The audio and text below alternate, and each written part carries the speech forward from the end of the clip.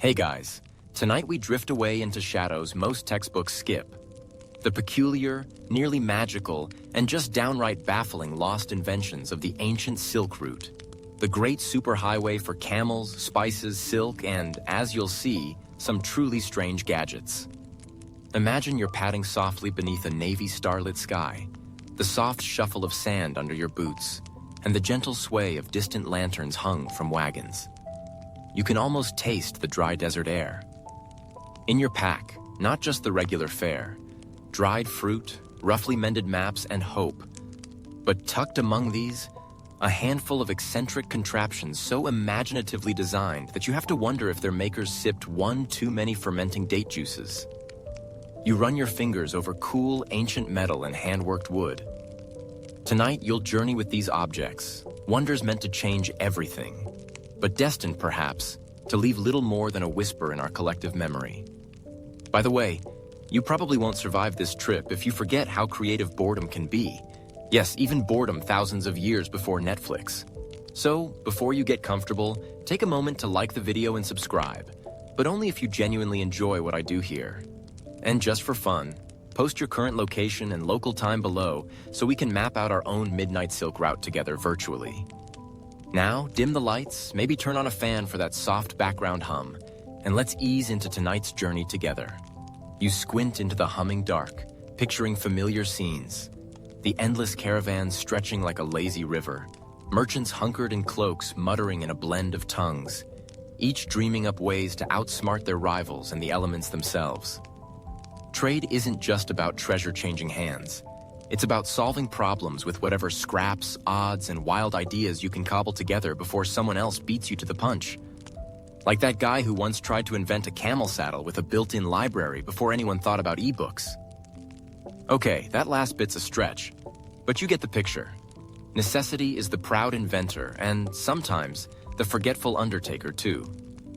As you linger near one makeshift campfire, you remember the silk route's not only a grand web of spice-laden paths and chattering bazaars.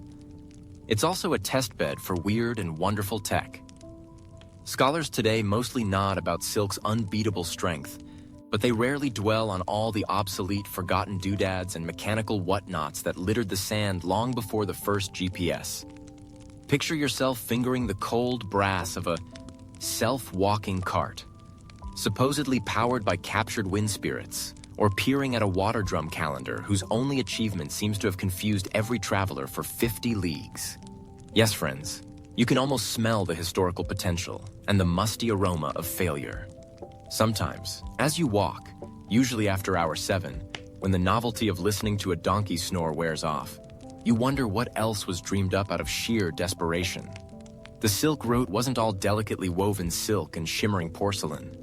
It was endless boredom, sunburn, dried camel cheese, and long, lonesome miles with nothing to do but tinker. Did someone really invent non-melting snow boots using globs of yak butter? Mainstream historians figure there were thousands of such misfires. Citadels made of glass sand, musical compasses, and even a rumored hand-cranked sand sifter designed to filter out treasure from dust, mostly sifting out crushed dreams instead. Here's your reality check. You know that sickly sweet romance of ancient inventors striking gold at every turn? Total myth. The ratio of disastrous flops to legendary breakthroughs is, genuinely, a thing historians still argue whether it's 4-to-1 or 10-to-1. Some say the Silk Route was less a golden trade network, more of a mile-wide shark tank pitched to an audience of cranky camels and half-interest sultans. So, you tuck yourself under your blanket and start to scan back through all the half-baked attempts at world-changing gadgets.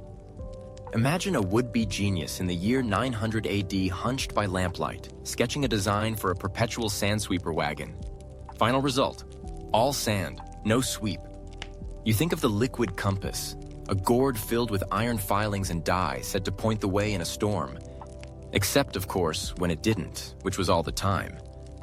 There were handheld wind clocks, clockwork scorpions for scaring off bandits, and knee-high filter boots for walking through marshes. One traveler reported they worked so well he never made it out of the first bog. And yet, for every laugh, every eyebrow raise from a bored merchant's apprentice, There's a shimmering admiration for these inventors who looked at deserts and mountains and insisted there must be a better, easier, or at least weirder way across them. Even when their devices didn't work, they offered up a new way to see the world. Half ingenuity, half delusion. Let's not forget the small moments when a would-be innovation almost worked. Take the fireproof map case, lined with a suspicious paste made from pomegranate rinds and sheep urine. Quirky, yes, but it sometimes saved maps from the stray flying embers. Or, so the story goes. The line between genius and total failure? Pretty thin. Sometimes just a slightly acidic sheep. Meanwhile, you feel the rumble beneath your own feet, remembering the inventive ways merchants tried to keep their cargoes safe from bandits, moisture, hungry rodents, or plain bad luck. There's a theory among Silk Route lore that the quieter the trader, the more secret gadgets they had. Like fake bottom chests, musical locks that required the right melody to open, or even a paper umbrella designed to break apart and become a decoy. According to one tale still told by guides in Central Asia, these umbrellas were a hit for one rainy season, then just as quickly forgotten when everyone realized a bedsheet and a stick worked better in the desert. Go figure. Why are these gadgets so forgotten? Maybe because the rarest ingredient along the Silk Route wasn't gold, porcelain, or rare woods, but simply a good user manual. Maybe because some inventions outpaced the needs of those lean, sun-baked years. Or, just maybe, because most travelers did what you'd probably do. Keep walking, try the thing out once, and then quietly toss it in the next oasis if it didn't live up to the hype. Still, you slip further into that half-waking state, thinking about what the Silk Route truly offered the world. Not just the physical treasures, but tantalizing glimpses of what might have been. In fact, some researchers in modern times are convinced that entire towns sprang up, not so much as trading posts as workshops for these failed gadgets, abandoned after too many prototype mishaps. The footprint of innovation and forgetfulness runs deep in this old sand. Somewhere in your memory's night market, the debate keeps raging. Which lost inventions truly mattered? Was the mechanical odometer cart, reportedly designed to measure distances in Mongolia's grasslands, a precursor to your car's dashboard? Or was it just a rickety wagon whose dials spun aimlessly with the wind? Nobody can quite agree, and that's the beauty. These old ghosts of invention invite you to imagine them anew each time you close your eyes on a restless night. So as your eyelids get heavy, you know that behind every great leap in history, there's a packed junk drawer of ideas that never made the leap. The story of forgotten Silk Route inventions is the story of imagination, stubbornness, and the infinite boredom that leads to midnight inspiration and morning after regret. As you let go into sleep, maybe ponder what wild, silly, and strangely hopeful ideas you'd invent, given nothing but stars above, a long road ahead, and centuries of unsolved problems beckoning you and your sleep-craving brain ever forward. You find yourself ambling, not quite sleepwalking, but certainly not rushing, through a dusky alley that stretches for miles, a scene lined with the hush-hush activity of centuries past. Sand crunches softly beneath your shoes, and as the air thickens with the scent of cardamom and pepper wafting from unseen stalls, a gentle breeze cools your eyelids. You're drifting on memory's faded trade winds, crossing the breadth of Eurasia on what everyone called the Silk Route. A network of weathered roads, aching camel knees, lively merchants, and curiously, a landscape of inventions just as windswept and forgotten as the crumbs in your couch. This wasn't just a dusty expressway for rolls of silk. It was history's wild group project, connecting dynasties, deserts, and dreams, and promising, for the wide-eyed and ambitious, the occasional leap forward in human cleverness. Not every leap landed. Some promptly face-planted in the sands of time. But what potential these places seem to hold. As you bumble between caravans loaded not only with precious goods, but with unspoken anticipation, the air pulses with a million could-have-beens. You can almost hear the echoing clamor of Roman coins alongside Han bronze, the rise and fall of unfamiliar tongues, the snort of an unimpressed Bactrian camel who, just like you, has probably seen plenty of wild ideas come and go. By all mainstream accounts, The Silk Route functioned as a lifeline for civilizations, pushing new food, fabrics, and philosophies from one corner of the ancient map to the other. Historians like to swoon about silk, glassware, and paper reaching eager hands in distant lands. But far fewer people linger on what else was bouncing along those same routes. The countless experiments, contraptions, and innovations that got packed, peddled, and, more often than not, politely ignored. Take paper, for example, the darling of the Han Dynasty's export list, which everyone agrees sparked revolutions from recipe journaling to bureaucracy. Yet for every runaway success like paper, there are dozens of underdog ideas that barely made it past the first camel saddle. You picture a merchant arriving in a bustling city, gingerly presenting a clumsy wind-powered cart or a complicated new coinage system, only to get a raised eyebrow and a sheepish, "We'll get back to you." Sometimes, this corridor of commerce must have felt like history's roughest open mic night. You move through a haze of memories, nearly tripping over forgotten hopefuls. Strange water clocks meant to keep merchants honest, insert a gentle snore here, or clanking, awkward travel armchairs that, despite their ambition, made riding a dromedary somehow even more uncomfortable. You're not just walking a dusty road, you're tiptoeing across centuries of human daydreams, miscalculations, and sparks of genius that fizzled when the reality of the long, sand-blasted journey set in. It's hard to overstate just how essential these camel-packed highways were, not just for shuttling cargo, but for germinating big ideas. Every stopover hummed with the chance for cross-cultural pollination, a haphazard crossbreeding of food, folk medicine, stories, and random trinkets that might, if fortune smiled, become indispensable back home. Tea leaves in Samarkand, Byzantine glass in Chang'an, even a proto-hand sanitizer in the form of bitter almond paste, applied with equal parts hope and skepticism. Some of these ideas stuck, many slipped away, lost between anklets and incense. The Silk Route, therefore, wasn't only a passage for the expected, it was a living laboratory, a centuries-long brainstorm with far fewer sticky notes and far more sunburn. Sand isn't the friendliest climate for ambition, after all. You half listen as a pair of traders bicker about a collapsible lantern, useful in theory, but you sense from the pile of snapped wooden ribs that the desert wind had strong opinions. It's tempting to see each small failure as pure folly, but you wonder if every breakdown or abandoned gadget represents a tiny step forward. These were roads of not just spices and silk, but sputtering experiment. Sometimes, even the weirdest detour led to progress somewhere down the line. One mainstream fact is agreed on. By the time Marco Polo padded through on his famously drawn-out detour, innovations from compass making to water management had already meandered back and forth, sometimes revolutionizing distant kingdoms, sometimes sinking into footnotes. But here's the quirky secret. There's strong evidence that at least one clever trader tried to sell a batch of so-called odometer carts, wheeled vehicles meant to count miles using jiggling wooden figures with clicking teeth. According to a gossip-mongering scribe, the only real market these found was among children, who gleefully dismantled them for the parts. While adults scratched their heads, trying to work out whether counting wheels would really outwit a camel's stride, sharp-eyed kids saw only today's equivalent of a fanciful action figure. So perhaps this, too, is a kind of legacy. Across these changing sands, the Silk Route kept serving up space for cleverness, even if not every invention found the limelight. Some fell flat due to bad luck. Others fizzled because their creators faced language gaps, skepticism, or snags as practical as a chain breaking half a world from the nearest blacksmith. And let's face it, not every market wanted the same things. While one city might crave a fireproof robe, another might sneeze at the scratchy new material, muttering something unrepeatable in Sogdian under their breath.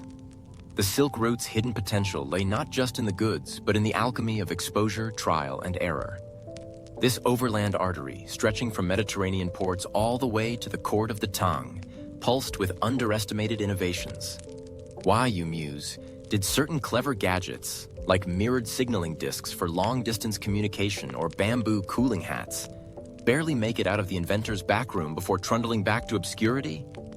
Historians still argue whether these inventions were truly duds, or if they simply arrived before their time. dismissed by a public preoccupied with keeping their camels from making a break for freedom. It's tantalizing to imagine what might have happened if just one invention, like the nearly mythical self-boiling pot, had flourished. Would we now be sipping broth from bubbling bowls on every train? Or would that, too, have simmered out under the weight of its own novelty? Even now, as the shadows stretch and the carpets at your feet grow softer, you feel the gentle pressure of those crossroads, 1,000 ideas lingering at the periphery. Some inventions were simply too ambitious for the technology of their day. Others might have run afoul of local superstition. One scholar speculates that a certain navigation tool was abandoned because it was rumored to anger mountain spirits. Probably not the greatest PR move around the old campfires. And sometimes, the best innovations simply needed a little more zip tie and a lot less optimism. As you slip past a merchant dozing beside a crate labeled guaranteed snake-proof sandals, spoiler, they weren't, you realize the Silk Route's potential for invention wasn't squandered, just scattered. Each experiment, each threadbare schemer, left a trace, a memory, a drawing, a broken prototype, like breadcrumbs for future trailblazers. So, as you let your mind wander, you're reminded that even the most bustling highways are littered with what could-have-beens. Not every invention gets its golden moment. It may just get a camel-shaped dent and a line in a merchant's diary, snuggled between tales about spoiled raisins and raucous caravan parties. But that, in its sleepy way, is the real magic of the Silk Road. The endless, drowsy possibility tucked into every overlooked contraption and dust-clogged footnote, swirling quietly, ever patient, waiting for another restless traveler to stumble over its promise. You pace along an imagined silk route under a velvet starlit sky, your pack heavy with silks and spices. But tonight, your mind drifts away from the well-trodden tales of emperors and camel caravans. Instead, your thoughts curl around odd, clinking and clicking mechanisms. The half-remembered inventions that grew out of clever minds hustling between east and west. You think of ancient tinkerers crouched in shadowy workshops as the world outside bustled with anxious traders. Smoke curls, gears, and pulleys shuffle, and under their nimble fingers, small wonders come briefly to life. Wonders meant to change everything, but forgotten soon after. Imagine it. Somewhere between Samarkand and Dunhuang, you stumble on a trader hawking a curious device. It's a contraption that looks suspiciously like a birdcage combined with a baby's rattle. He calls it a self-moving incense clock. Supposedly, it measures time by burning incense, which, as it melts, tips a tiny weight and lets a marble roll down a spiral staircase, ringing a gentle bell. You squint, half amused, half intrigued, and try to imagine a grand merchant's caravan relying on a smoky, clattering heap to keep appointments. It's like trusting your phone alarm when you know your battery's at 1%. Sometimes it works, sometimes you get a gentle reminder you're still late. Historians still argue whether these early Silk Route clockworks actually spread beyond local novelty status, or whether they simply faded into the foggy background of history, their gears gummed up by dust and disinterest. Early along the route, you sense an eagerness to solve problems with mechanics, like the wishful desire to mimic the legendary south-pointing chariots, said to always turn a wooden figure to face south. These quaint navigational aids, driven by unassuming gears and an axle system, felt close to magic in a world before compasses. Legend holds that the Chinese engineer Ma Jun reconstructed a version in the 3rd century, and you can almost hear the clunky wood-on-wood grinding as the driver's team bounced along the rutted roads. But when you prod a trader about these chariots, he shrugs and jokes about the figure getting carsick or dizzy if the trail wound too sharply. Did merchants really trust a wooden navigator more than the stars? Mainstream fact says the gears reflected an impressive understanding of differential movement, a concept that would one day be central to your car's wheels. Yet even this wonder quietly sputtered out, more often admired in palace courtyards than along real, endless trade routes. No surprise, if you're relying on a wooden effigy to guide your way, you're either very optimistic or just really, really lost. And because travelers spent weeks facing the numbing sameness of deserts and grasslands, you drift to another peculiar creation, the water-powered puppet theater. Not so much a solution for boredom as a testament to the sheer eccentricity of Silk Route mechanics. Imagine hauling basins, levers, and carved puppets hundreds of miles to amaze jaded dignitaries at a desert outpost. All that effort, and yet, after an hour, the principal entertainment might still be someone's snoring camel. Quirky fact: fragments of ancient automata scripts survive in dusty scrolls, describing performances that included fluttering birds and even miniature dragons. You stretch your imagination, picturing applause drifting away on the desert breeze while most merchants just wished these things could roast a skewer of lamb or boil some tea instead. Scholars still debate if these self-acting theaters were sporadically practical or mostly just dinner party tricks for silk-robed nobles. Stifling a yawn, you realize no list of mechanical misfires is complete without mentioning oddities in currency management. Try envisioning an automatic coin counter reportedly powered by falling pebbles and clever levers, each clink supposed to mean another coin sorted, counted, and stashed. Great in theory, but what if your caravan's donkey trips and your hard-earned dinars scatter everywhere like confetti? One account preserved on a bronze plaque recalls a money changer in Bukhara who gave up after a single sandstorm jammed his marvelous counter for good. Still, the dream persisted. An age-old fantasy of avoiding the tedium of counting coins by hand. A feeling not unlike dragging out the old change jar today and hoping for it to miraculously count itself as you brew a midnight cup of tea. The Silk Route even had its tinkerers who dreamed of harnessing power from wind and water long before wind farms or hydroelectric dams. It's said that in the oasis city of Turpan, some merchants invested in automatic irrigation wheels. Imposing water wheels paired with jugs and scoops, destined to turn on the river's current and lift precious water to parched crops. You wander along the canal, watching as one lone mossy wheel splashes feebly in the current, hardly moving enough water to bathe a camel's hoof. Innovative, perhaps, but ultimately outmatched by the sheer unpredictability of Silk Route weather. One dry season and your wheel becomes just another spot for birds to gossip. Remember, though, historians still debate whether some of these lost mechanisms influenced later European irrigation innovations.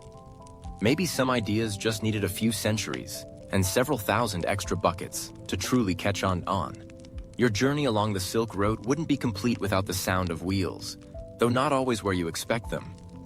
Enter the crank-powered grain grinder, an invention that perhaps aspired to make bread cheaper or at least spare a donkey or two. Merchants reportedly placed stubborn trust in these machine-like grinders, at least until sand jammed the gears, or someone misplaced the all-important crank handle. And so, in the end, it was usually human muscle, grumbling yet reliable, that kept the flour flowing. As you watch, a gathering crowd of exasperated traders develops creative language to critique the latest miracle machine. A gentle reminder that not every bright idea improves with proximity. Not all was work and travel either. Some early inventors along the Silk Route set their sights on leisure. Consider the so-called music automata, a kind of water organ or a set of bells struck by tiny spring-loaded hammers triggered by dripping water. The vision: liven up a merchant's post-barter nap or keep guards awake during long, lonely vigils. The reality: more often a jumble of off-key tones that quickly blended into the general racket of caravan life, the Silk Road equivalent of someone's badly tuned car radio at 2 in the morning. Quirky detail? Stray accounts hint at automata that played call-to-prayer melodies automatically, though whether these ever inspired anyone to contemplate the divine or just contemplate escaping the noise remains a mystery. As with so many things, historians still argue whether these inventions served a real function or were just expensive party tricks made famous by merchants' tall tales. You trail your fingers along some well-worn stones, thinking about the collective urge, stretching over centuries, to make life easier through mechanical marvels. For every disaster, automated teapots that never boiled, or transportable windmills knocked over by the first real gust, someone out there, gears clinking and dreams whirring, believed in just a bit more comfort, a little less drudgery. It's a reminder, as you nestle into your sleeping mat under yet another desert sky, that before all the smart watches, the credit cards, the navigation satellites, someone struggled to make a wooden man point south or to keep incense burning long enough to mark the passage of a single significant hour. So here, alongside now lost gadgets and scatterings of indecipherable instructions, you find both humor and a peculiar tenderness. These early Silk Route inventions are forerunners of modern tech in the truest sense, brief, bright sparks that fizzled out but left embers behind. Maybe in their own odd, impractical ways, they're as much a part of your journey as the endless horizon and the gentle snoring of nervous, overburdened camels. And if you listen closely, cradled by gentle winds and distant laughter, you could almost hear the faint grind of gears, the shudder of levers, and the echo of dreams that, for a time, spun bravely along one of history's greatest crossroads. You press your cheek to the canvas-wrapped wooden floor of your ox-drawn wagon, feeling the gentle sway as time blurs, wondering what it would be like if the Silk Route's bustling highways had been graced by transport inventions beyond your wildest imaginings. Or rather, inventions so wildly impractical, they ended up gathering dust in a merchant's shed. Imagine the collective hope of merchants and inventors as each new piece of transport technology rolled off, promising to make the endless miles of steppe and sand dunes just a little less endless. But, as you soon find out, these dreams often had more wheel than traction. Maybe you picture, somewhere in the open plains, a trader beaming next to what he calls a self-propelling cart. The gears, pulleys, and carved wooden creatures fitted together with more confidence than precision. He and a few optimistic partners shoved the contraption forward, crowds gathering, only for the carriage to lurch a few paces and collapse under its own weight, much like your hopes for a shortcut through paperwork. Who would believe it? A cart that tried to roll without horses or oxen centuries before engines. Mainstream history usually prefers to discuss silk, spices, and caravans, not the fact that along the same track, some enterprising souls tried to invent wind-powered wagons. Imagine, a great sail mounted on a wheeled chassis, harnessing what little wind the desert gave, and inevitably, racing eagerly into the sand, only to get bogged down in the first patch of rough terrain. You might wonder if the design phase ended after one too many fermented mare's milk celebrations. Still, legend persists that a few such land sails made it as far as a day's journey before being abandoned, their sails flapping in defeat. It makes you realize that for every legend built on heroics, there's another about a trader trying madly to lasso his runaway wagon in a mild breeze. Of course, horses and camels remained the stars of mobility across Asia, but the less-known cast includes four-legged schemes like the ill-fated armored horse barge. Some ambitious genius thought, what if you armored a pack animal, hitched it to a barge, and used the rivers to speed your east-west passage? In theory, it sounds like a logistics dream. In practice, it resulted in one very angry horse, a soggy barge, and a tale best left unspoken at family gatherings. You listen to the soft lapping of water on the riverbank and admire the enduring wisdom of keeping horses and boating separate. Sometimes, two goods do not a great idea make. Over the centuries, more than one would-be innovator looked at the endless convoys and wondered if train-like modular wagons could follow one another, minimizing labor and maximizing speed. A sort of prehistoric Silk Road road train. Miniature versions were built. 2, then 3 wagons lashed together, creaking along, until an ornery camel developed amnesia and forgot how to walk straight, jackknifing the entire train across the trade route and holding up traffic until the next sandstorm swept everyone onward. You sigh, almost in admiration, at the optimism needed to try these things again and again. Generation after generation, sometimes inspired by tales half-heard through smoky tent gatherings. Occasionally, a new sort of wheel was heralded as the answer to every traveler's woes. There's a popular story that somewhere on the route near present-day Uzbekistan, a trader showed off his square-wheeled cart, convinced the corners would help his load grip through rough terrain better than those common old round things. History, as you feel in your own bones after a long journey, sides with the round wheels, although nothing wakes up your fellow travelers faster than the ka-thunk, ka-thunk, ka-thunk of innovation gone wrong. That said, one mainstream fact remains unassailable. Camels were and are the undisputed ships of the desert. But that hasn't stopped inventors from trying to improve on perfection. There are records of attempts to equip horses and camels with what were essentially snowshoes. Giant, flat, woven platforms to spread their weight across mud or sand. The result? Animals stepped out as if suddenly finding themselves at a very ill-attended toga party, tripped, and refused to budge. There's still debate among historians whether these hoof sandals were practical experiments or the Silk Road equivalent of a practical joke, maybe concocted to haze the newest merchant in the caravan. As another sleeping companion snores beside you, you can almost hear the ancient mutterings. It seemed like a good idea at the time. Some visionaries looked to the waterways for salvation, proposing elaborate amphibious wagons equipped with inflatable skins made from animal bladders or goat hides. You'd tether your mule, load up the cart, and, according to the most optimistic pamphlets, float across rivers without unloading a single bundle. Reality, as always, was heavier. Most of the time, the bladders burst, the mule panicked, and the only thing crossing the water was your dignity, floating downstream with the rest of your cargo. Historians still argue whether any of these floating carts made it across a body of water with cargo and passengers both dry, or if every recorded success was just clever talk at the next market stop. The hubris lingers like the musk of a camel caravan at midday. One quirky, fringe tidbit that gets overlooked is the myth of the reverse saddle, a contraption apparently meant to let someone sit facing backward as their mount proceeded forward, perhaps to keep an eye on rivals or to enjoy the scenery.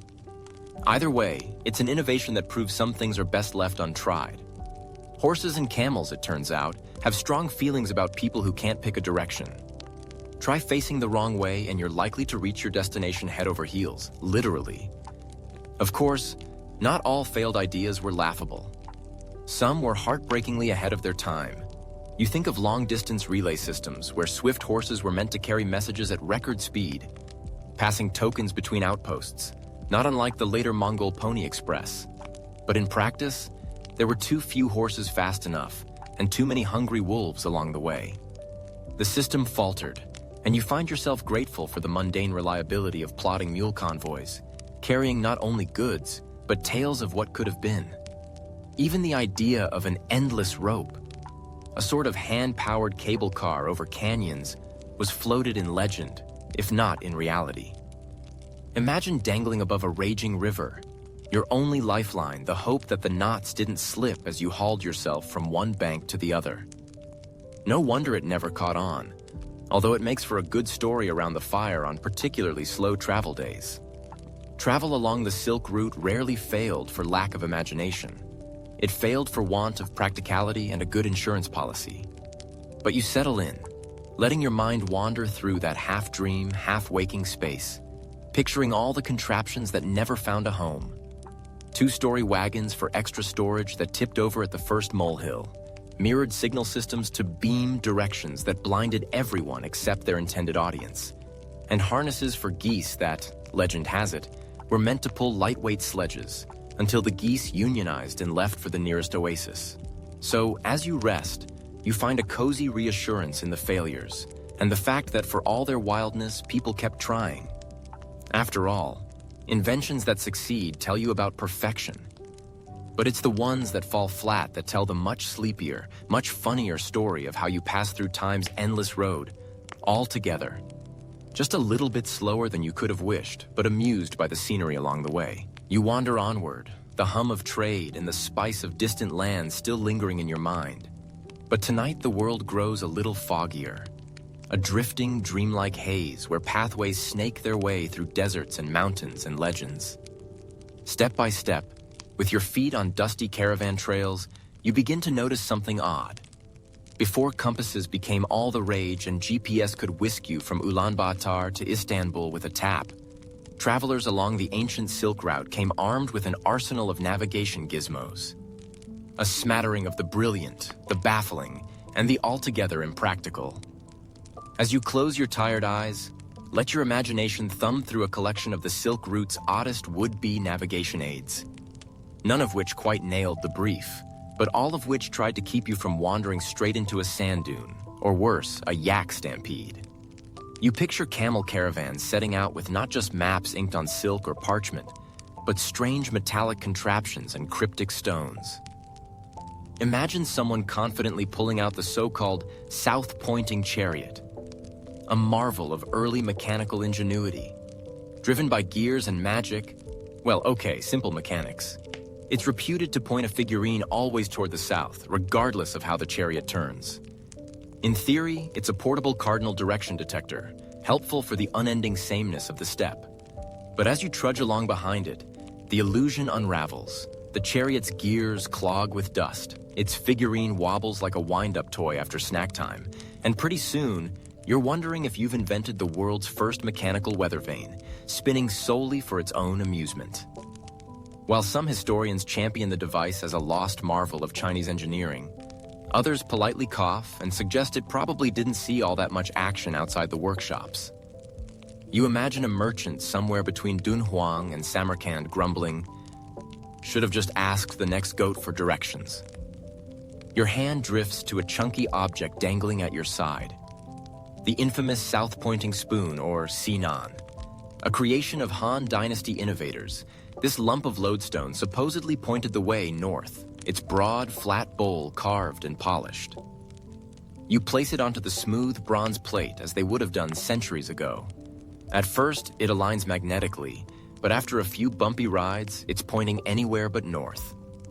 You watch, bleary-eyed, as your companion insists it's a trustworthy guide, but it's just as likely to lead you toward a beetle as the heavenly pole. Modern scholars shrug at these compass ancestors. Some argue that Sinan was too delicate for the jostle of trade. Others say it held more symbolic value than practical utility. Somewhere in the history books, there's a polite debate about whether anyone trusted their lives to these tools for more than a midday stroll to the nearest date palm. Now the night wind picks up, whipping around your caravan, and you recall the tales of the shadow staff, a length of calibrated wood designed to measure the angle of the sun's shadow. An ancient GPS perhaps, but with far more squinting required. Imagine you, stick in hand, squatting beside your pack animal, trying to fix your position as the sun melts into the western rim. Theoretically, by measuring the shadow's length at high noon, you could determine latitude. In reality, you get blinding sun in your eyes and awkward splinters, and your camel looks unconvinced by your arithmetic. The staff ends up as a walking stick, or, by mile 4, excellent firewood. Some archaeological reports hint these were tried by astronomer travelers, but there's a running scholarly debate over just how widespread or accurate the method ever was. Onward, you bump into the enduring optimism of water clocks. Imagine dragging a tiny, fragile reservoir along bumpy roads, all in hopes of tracking the passage of hours and aiding with navigation. Water drips, sand blows into the gears, and your clock is soon more souvenir than tool. Historians agree water clocks were a technological triumph when used in stable environments, temples, observatories, and royal courts. But as for their utility on camelback, let's just say there are strong opinions and even stronger skepticism. It's hardly the adventure's highlight. "Guess I'll just wait for the stars like everyone else," you mumble sleepily, water clock upended and trickling onto your shoes. But do you yearn for something more dazzling? Imagine, just for a moment, a star map lovingly etched onto brilliant lapis lazuli and slipped into your pocket. You use it to chase after constellations, hoping they'll guide you as surely as any compass needle. Unfortunately, clouds roll in, moonlight washes out key stars, and your lapis map is suddenly as useful as a menu in a restaurant that's closed for Ramadan. Stargazing, so often romanticized, has its squabbles in modern research too. Were such maps widespread among traders, or fanciful one-offs for the astronomically inclined? The jury's still out, but you like to think of some stargazing traveler determined by day, hopelessly lost by night, grateful at least for a pretty rock. Every so often in your imaginary journey, a guide insists on using the smoke signal mirror. This palm-sized piece of highly polished metal is for reflecting sunlight, or firelight in gloomier times, as a signal to distant camps. The flaw? You need just the right angle, a perfectly clear day, and ideally, a receiver who's not nodding off 2 valleys away. You try your luck, but the mirror does little except temporarily blind your neighbors and attract a band of curious sheep. These early signaling mirrors may have helped in rare, perfect conditions, but never quite became standard toolkit. Historians point to mirror fragments across Central Asian sites, sparking debate over their intended use. Were they really travel guides, or simply accessories for traders with an eye for gleam? Curling up for the night, you dig through your battered saddlebag and uncover a peculiar leather pouch filled with magnetic sand. An eccentric innovator, probably the type who alphabetizes their spices, once theorized that pouring a thin trail of magnetized sand might guide others to follow a route, especially in open terrain. Unsurprisingly, wind quickly undid all that effort. You picture a bemused wolf following the mysterious line of iron flecks and merchants losing track after the first strong gust. No archaeological record definitively confirms such a practice, but a few fringe enthusiasts like to speculate about odd residue found in certain trade outposts. Maybe somewhere a caravan leader really did try to leave a breadcrumb trail, just one easily devoured by Mother Nature. For a change of pace, you drift into tales of the walking stick of ages, a hollow cane with a roster of etched rings around its shaft. Supposedly, each ring marked distance intervals, and you'd count your steps, moving a bead down or tying a knot at each milestone. Primitive pedometers, you muse. Great in theory until your stick got swapped with someone else's or all the rings blurred together in the haze of desert fatigue. Evidence for these exists more in oral tales than in museum collections, prompting an ongoing academic squabble about whether one merchant's counting stick was another's over-elaborate backscratcher. Of course, not all efforts fizzled out in simple tragedy or confusion. Take the directional incense burner, a rare item described in travelogues, a rotating dish that released different scents, each corresponding to a cardinal direction. The theory? Smell the breeze, follow cinnamon north and myrrh east. Sounds whimsical until the wind shifts and your route smells confusingly of all four directions at once. Legend has it, one caravan wound up circling the same oasis until supplies ran low, all because someone couldn't distinguish spiced ambergris from frankincense at daybreak.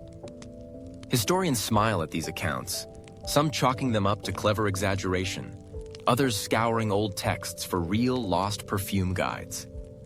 Finally, you give a sleepy nod to the scrolls, those elaborate route maps sealed in ornate cases. A traveling scholar or fortune seeker could unroll a map covered in charming doodles of rivers, hills, and perhaps a doodle or two of a cat, but with distances drawn not to any scale, but by gut instinct. They say a famous silk trader once trusted a hand-painted scroll to cross the Taklamakan Desert, only to realize halfway through that the big water on his map was an artist's smudge. The power of maps is undeniable, but their reliability? About as steady as a camel after a thunderstorm. Some researchers debate whether the most artistic maps were meant for navigation or just as keepsakes. Either way, when lost, they make much better pillows than proper guides.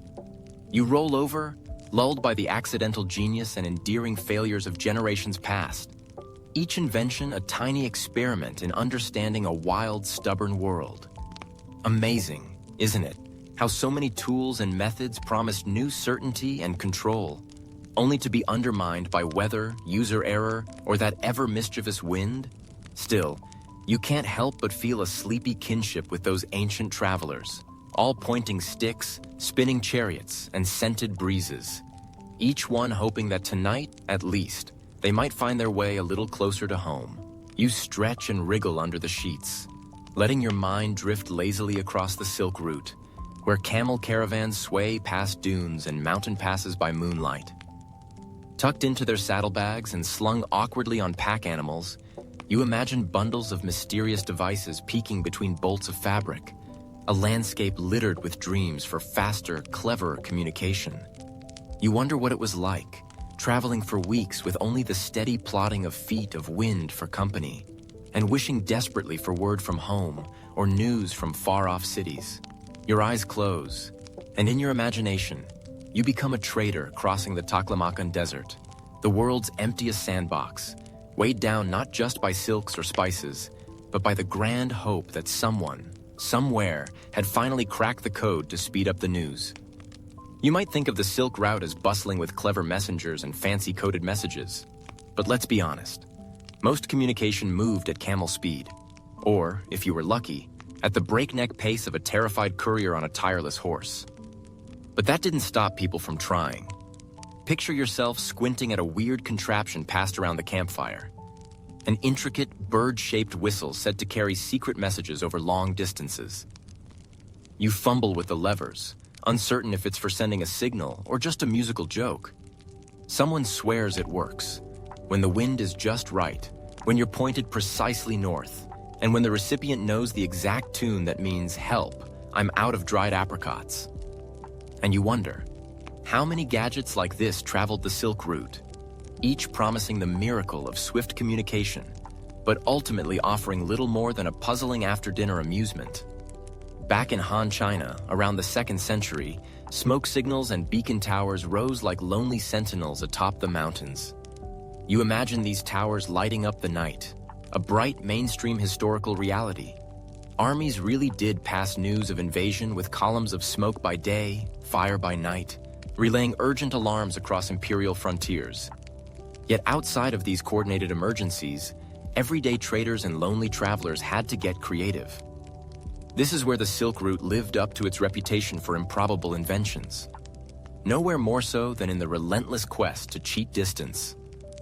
You lie back, watching the parade of oddities float by. There's the infamous string and cup invention. Not exactly the children's toy you remember, but a grown-up version. Some clever soul along the Tarim Basin apparently stretched taut, waxed silk threads between two trading posts, whispering into one end and hoping against all odds that the vibration would carry to the other. Never mind that the line had to run dead straight, no camels could trip over it, and all parties had to agree not to eat the string during a famine. Still, the attempt counts. Historians still argue whether anyone actually managed a message beyond a few garbled syllables before the whole contraption collapsed in the wind. Then there were the pigeon experiments. The fame of carrier pigeons belongs firmly to later centuries and more westerly realms, but on the Silk Route, you see a colorful fringe cast of avian couriers in training. In the city of Merv, according to a half-forgotten trader's journal, a local official tried to crossbreed doves and desert crows, betting on a bird that could survive the harsh climate yet find its way home. You watch as the result flutters and bumbles into a desert bush, cooing but resolutely refusing to deliver your message to Samarkand. In a way, these avian misadventures reflect the stubborn hope at the heart of Silk Route communication. Always just out of reach, always promising that tomorrow some feathered emissary would close the impossible gap. Even the steppe nomads joined the race. Imagine you, swaddled in furs, squinting under a woolen hood as a wizened elder demonstrates a whistling arrow. Not meant for war, but for hurling coded notes across the narrowest river gorges. With great ceremony, he ties a written scroll to the shaft, lights a colored tassel at the end for extra flair, and lets fly. The arrow whistles through the air, making a haunting sound that supposedly means all clear to those in the know. The scroll lands in a snowdrift, trampled immediately by a passing yak. But for a few moments, you marvel at the spectacle. Not all experiments fail equally. I mean, at least nobody tried carrier yaks. Of course, the quest for speed wasn't always so medieval. Some inventors, eyes shining with the future, proposed vast mirrors to bounce coded sunlight signals between peaks. In theory, you and your partner could have exchanged news as fast as the light itself. In practice, clouds, sandstorms, and the modest matter of basic mathematics made sure this idea ended up in the drawer labeled, "Nice try, maybe next millennium." Still, the grandeur of the concept lingers. Surely, somewhere along the Pamir passes, an ambitious soul squinted at a polished bronze disc, waiting for the perfect ray that never came. Once, in the wind-linked oasis of Dunhuang, an enterprising scribe advertised bamboo message tubes blown through short, hollowed-out pipes. The theory was elegant. The wind coming off the mountains would carry your message. Something about the sacred power of air from the western heavens. So you climb a rooftop, stuff your note in a hollow reed, and wait. You and your desert companions watch it roll exactly 3 meters before it drops into a melon patch, never quite reaching its destination. Ah well, perhaps the wind works better when it's full of hope and less likely to eat your messages for a snack. Sometimes, the promise of new technology was itself the message. Traveling near Tashkent, you receive a demonstration of the singing gourd, a dried fruit shell fitted with small bells, hung from a rope between 2 tents. When the wind blows, the gourd rings out in a sort of coded chime, supposedly corresponding to a pre-agreed message. danger nearby, or tea is ready, depending on your priorities. These musical alerts certainly broke the silence. But whether they truly delivered news or simply attracted curious goats is still debated among the sleepier academic circles. And oh, the rumors. Always the rumors. Tales of merchants who tattooed secret codes onto their arms, or assigned each camel in a caravan a specific bell tone, creating a walking, jingling code that only the trained ear could interpret. Picture yourself trying to decode which clank means avalanche ahead, and which one just means your camel wants a snack. Let's just say these codes stayed more cryptic than clear, but you can't help admiring the creativity. If only they'd put this much effort into inventing a map that didn't run off in the rain. Even when technology took root elsewhere, the Silk Route seemed stubbornly out of reach. The famous Persian runners, tireless and lightning quick, surely inspired traders to dream of their own relay messenger teams spanning Asia. But on this vast land, such dreams wilted under the sun. You imagine handing a message baton, but nobody on the other end for 500 miles. Not every Roman road-style relay made sense in a world where wild horses and border wars were a daily event. As you drift off, consider how some scholars argue that the true failure wasn't the impracticality of these odd inventions, but the sheer scale of the land they tried to conquer. The Silk Route, after all, was built on the slow trust of face-to-face contact, the steady rhythm of stories told by campfire. Would anyone have wanted to receive news any faster than the camels traveled? Or was there something lovely in the slow drip of messages, where anticipation built like the warm memory of home? Still, the failed communication devices of the Silk Route linger in your thoughts, their drowsy ingenuity echoing in every failed bird, lost arrow, and forgotten gourd. Legends whisper of lost inventions. Perhaps an enchanted whistle, perhaps a musical code tattooed along the merchant's arm, waiting quietly in the pages of untranslatable diaries and half-deciphered tomb graffiti. Some night, historians still argue, you might dream of an invention that actually worked. But until then, you let these pleasant distractions soothe you, serenaded by the gentle song of failed ideas, as sleep finally steals you away. You picture yourself shuffling along a craggy outcrop somewhere on the fabled Silk Route, sun-baked and dusty, the contents of your saddlebag not quite living up to the promises of the tale-tellers from home. If only you had a way to keep that goat cheese from turning into a biohazard by noon, right? Food preservation along the Silk Route, much like your attempts to keep leftovers fresh in a mini fridge, was a battle more often lost than won. The Silk Route is beloved for its stories of silks, spices, and strange treasures. But let's be honest, for the average trader or unlucky servant, the greatest luxury would have been a lunch that didn't crawl away on new legs by sunset. So let's drift into the shadowy world of ancient travel coolers, clever packaging, and edible experiments, where hope ran high, but results? Well, let's just say history didn't exactly put these inventions on a pedestal. You find yourself squatting next to a caravan, your fingers sticky with yesterday's dates and the faintly vinegary tang of something that may have been fish in a previous life. The main problem for you and your fellow Silk Route travelers is one that ages neither gracefully nor gracefully enough for comfort. Time and heat. Preservation meant more than just stretching out the honey supply. The earliest and most obvious methods, salting, drying, pickling, are as old as civilization itself. Salting was the big star of the preservation lineup. And yes, before you ask, carrying giant sacks of salt on a camel does wonders for your calf muscles. Salted fish, salted yak, salted everything. Your teeth might have resented you, but your stomach was slightly less likely to stage a mutiny in the Gobi. Now, there's a mainstream historical fact for you. Salt was so valuable that it was traded almost like currency all along these ancient highways. Some say salt even funded certain city-states deeper into Central Asia, and for a while, everyone was hunched happily over their salted something. But here's where the story takes a delightfully peculiar turn. Historians still argue whether a strange invention found in shards outside Dunhuang was an early attempt at a portable clay refrigerator or merely a vessel for, wait for it, pickled donkey ears. Yes, you heard that right. Imagine, if you will, a pot with double walls packed with damp cloth.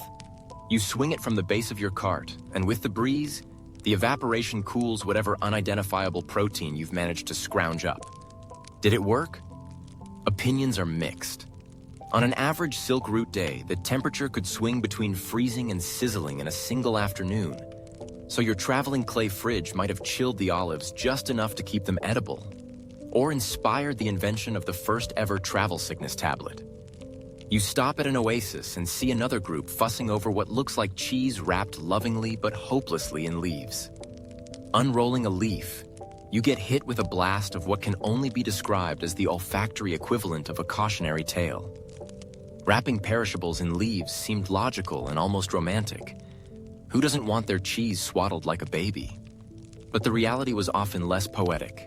Unless you had the right kind of leaves, with natural antifungal and antibacterial properties, so not just any shrubbery, your snack was a ticking time bomb in your satchel. Did this deter hopeful travelers from trying again? Of course not. Hope springs eternal, especially when hunger is involved. And what about honey? You recall the stone jars, sticky and golden, prized by merchants for its almost magical preservative powers. Slap some honey on it was the ancient version of today's put it in Tupperware, and for good reason. Honey sealed off air and bacteria, and sometimes even improved the flavor. But in the epic contest between man versus mold, honey wasn't always the winner. If a honey-sealed treat sprang a microscopic leak in transit, the sweet treasure inside sometimes festered into a science project that would make a modern teenager's gym sock closet jealous. Some of the more eccentric preservation methods are right out of an early inventor's fever dream.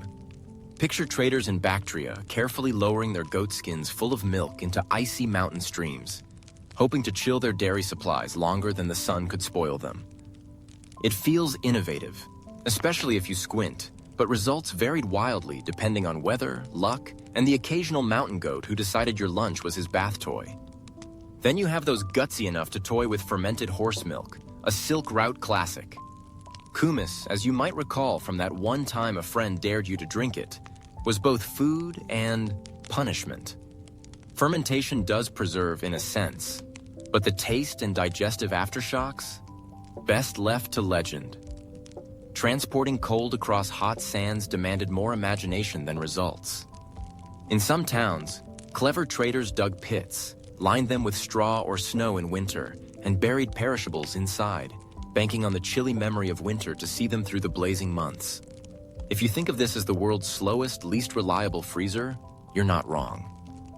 These ice pits, sometimes called yakchals, stood like beacons of hope or disappointment, depending on your luck. They started to show up more in later centuries, but many earlier attempts crumbled into forgotten footnotes. Did these storage dreams ever truly work? Historians still debate whether travelers trusted these communal freezers, or if everyone just nervously packed extra dried apricots as backup. One fringe tidbit you probably never wanted to imagine. In some Persian records, there are whispers of camel fat sealant. Traders would coat pieces of meat or cheese in a thick shell of rendered camel fat, then stash them in tightly woven reed baskets. In theory, this would lock out air and pesky insects. In practice, opening one of these bundles after a week's jostling through the Taklamakan desert was an adventure in its own right. Think unboxing, but smellier. Was it effective? Maybe for a day or two. Was it remembered fondly? Let's just say, no one wrote poems about it.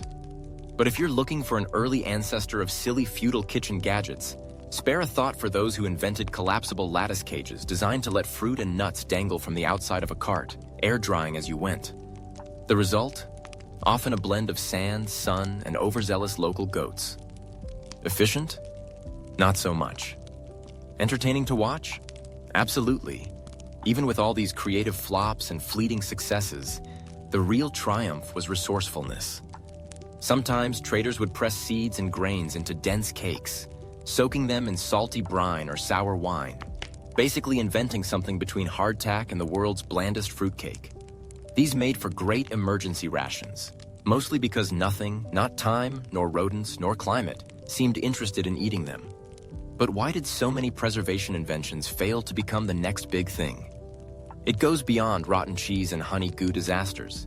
Geography and culture played their part, sure.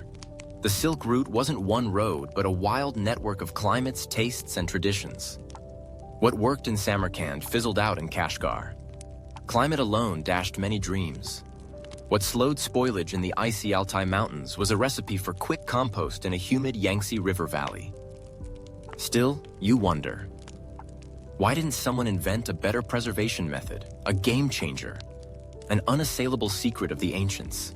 Scholars still argue whether technological gaps, lack of resources, or sheer culinary stubbornness stood in the way.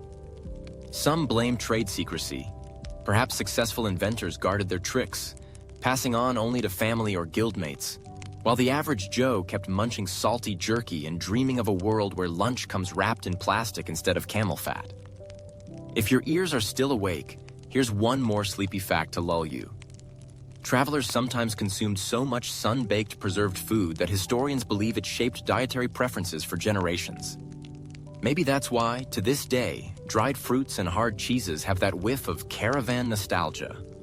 Or perhaps it's a mass cultural trauma, smiling through gritted teeth as yet another relative gifts you a box of dried apricots at the holidays. As the caravan lumbers forward under the twinkle of distant desert stars, you close your eyes and imagine yourself holding court among traders, a connoisseur of failed food preservation. You know that even if the inventions themselves never conquered the world, their stories still slip mischievously between the cracks of history, like the last chunk of salted cheese hiding at the bottom of a traveler's pack. More memory than meal, but for just a moment, as precious as silk itself. You drift through the faded memories of the silk route, soothed by the distant pitter-patter of desert winds against canvas tents and the gentle lap of water where caravans once paused. As you move along this vast artery of trade, your attention settles on the rivers, those sometimes friendly, sometimes temperamental veins threading the heart of empires. Sleepily, you marvel at how the Silk Road, for all its fame, was shadowed by unfinished and failed projects that aimed to conquer water in the name of commerce. Water, after all, was a merchant's best friend or worst foe, promising easy passage on a good day and utter ruin on a bad one. Here you are, wandering down the soggy path of grand engineering dreams where sleep is your only baggage. Imagine teams of ancient engineers, sleeves rolled, sleep-deprived, and perhaps a little too certain, gathered around the muddy banks of the Oxus. The river sparkles in the sultry glare of the Asian sun, but their plans are even more dazzling. Canals that would divert its flow, elaborate systems of locks and weirs, a little like the ancient world's version of airport runways. Except, instead of jet lag, you'd face mosquito bites and imminent flooding. Though it's tempting to think you'd breeze through with their blueprints tucked under your arm, most of these ambitious projects didn't survive long enough for anyone to make a TikTok about their launch failure. Your footsteps squelch as you recall a mainstream historical fact. One of the grandest water management attempts was along the Tarim River basin, where populations tried to tame this unpredictable force. Some records suggest there were intricate canal networks, aiming to connect distant outposts and shuttle silk bundles as smoothly as a checkout cart. But the desert, with its sandstorm tantrums and parched thirst, quickly reclaimed these channels. You picture the muddy trenches of abandoned projects, flickering in moonlight, testaments to sudden flash floods or dam walls that crumbled under pressure, both literal and political. And for every grand plan, you recall that rivers brought more than promise. They carried rumors, goods, and if you listened long enough, the echo of disputes. Even in the oasis cities of Turpan and Samarkand, merchants whispered about a fabled, self-regulating canal system featuring sweeping wooden gates said to open automatically as water levels rose. Now, you're not sure about your own plumbing back home, let alone trusting ancient hydraulics to save your pillow or your cargo from a watery demise. Still, the idea tickles. Historians still argue whether these elaborate gates were legend, practical experiments, or simply the wishful thinking of traders desperate to nap like you do now, undisturbed by the slosh of leaking supplies. You amble deeper, and the history gets more eccentric, almost as if the failures, not the triumphs, fueled imagination. One quirky tidbit floats up. Somewhere near present-day Iran, a ruler reportedly funded a floating reed road across a marsh so traders wouldn't have to detour miles around its gooey borders. The concept may have drawn inspiration from floating gardens in Mesoamerica, but here the results were less than spectacular. Wagons sank, camels balked, and the only things that floated reliably were complaints and, perhaps, the odd sandal or two. With a sleepy smirk, you consider how every era has its disruptors. But sometimes you just end up disrupting your own route. The failed projects weren't always so gentle on the ego, though.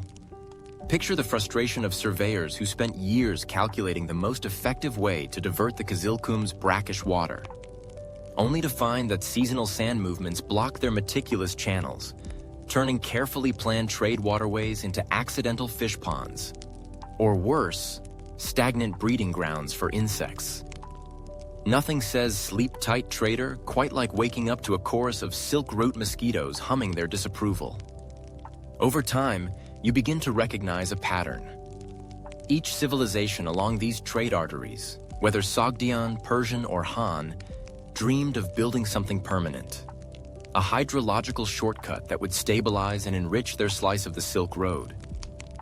Take, for example, attempts to link the Amu Darya with more parched regions by means of enormous earthworks.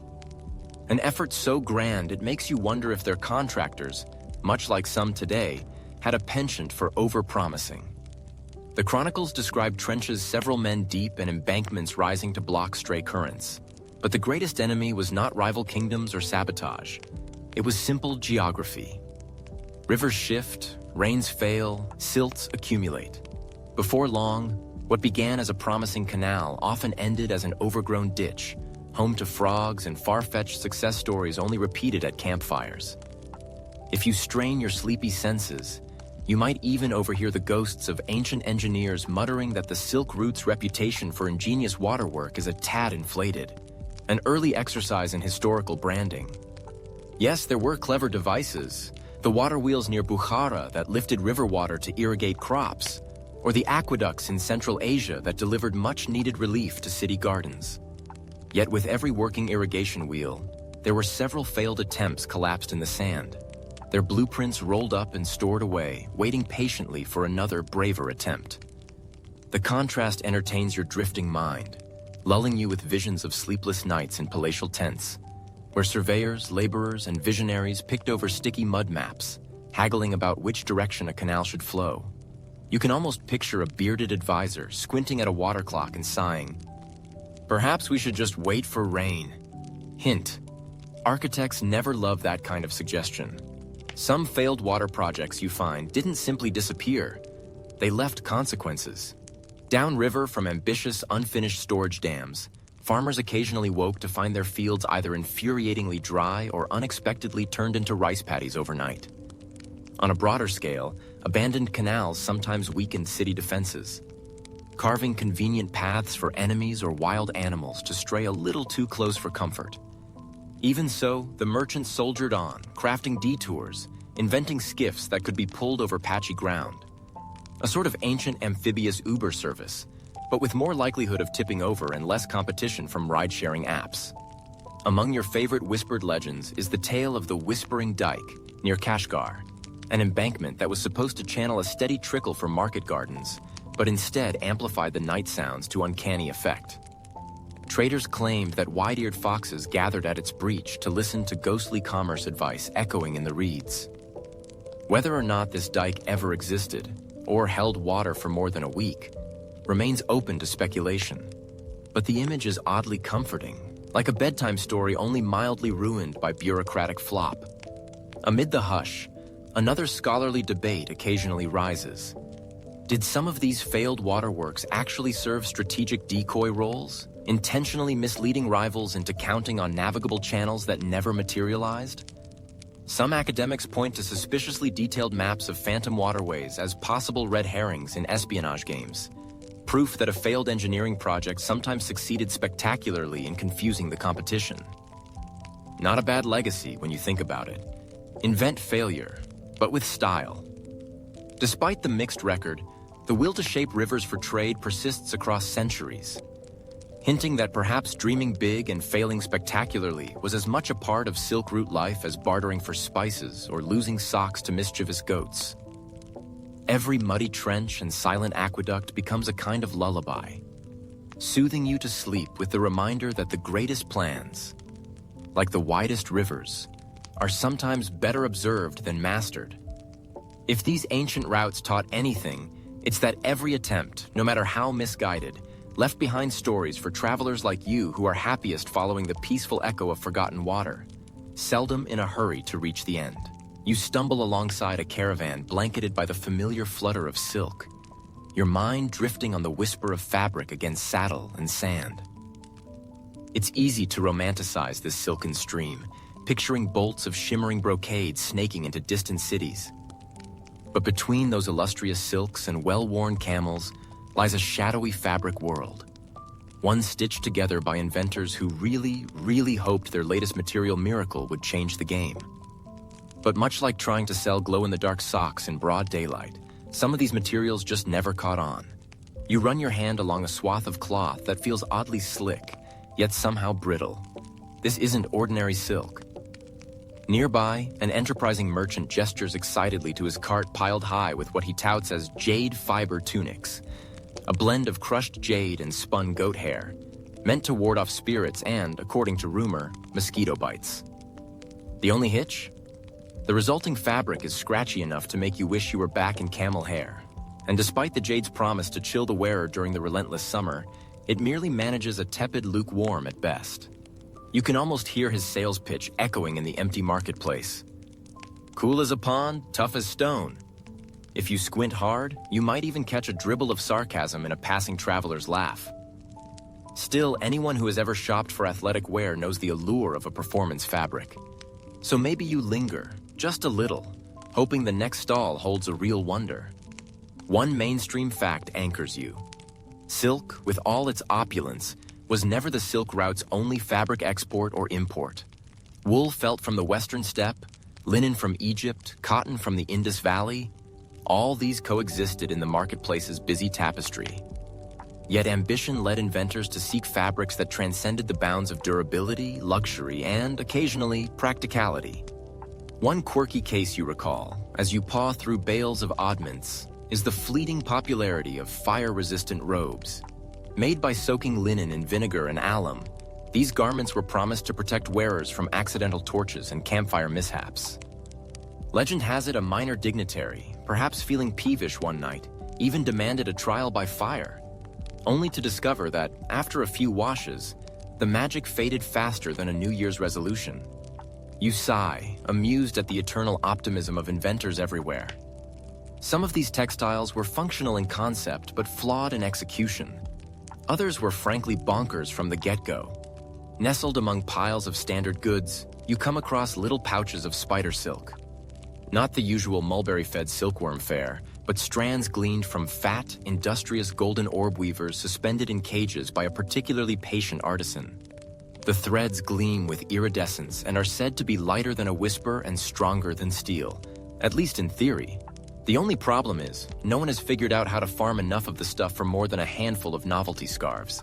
And there's always that issue of tending to thousands of spiders without losing your mind or a finger.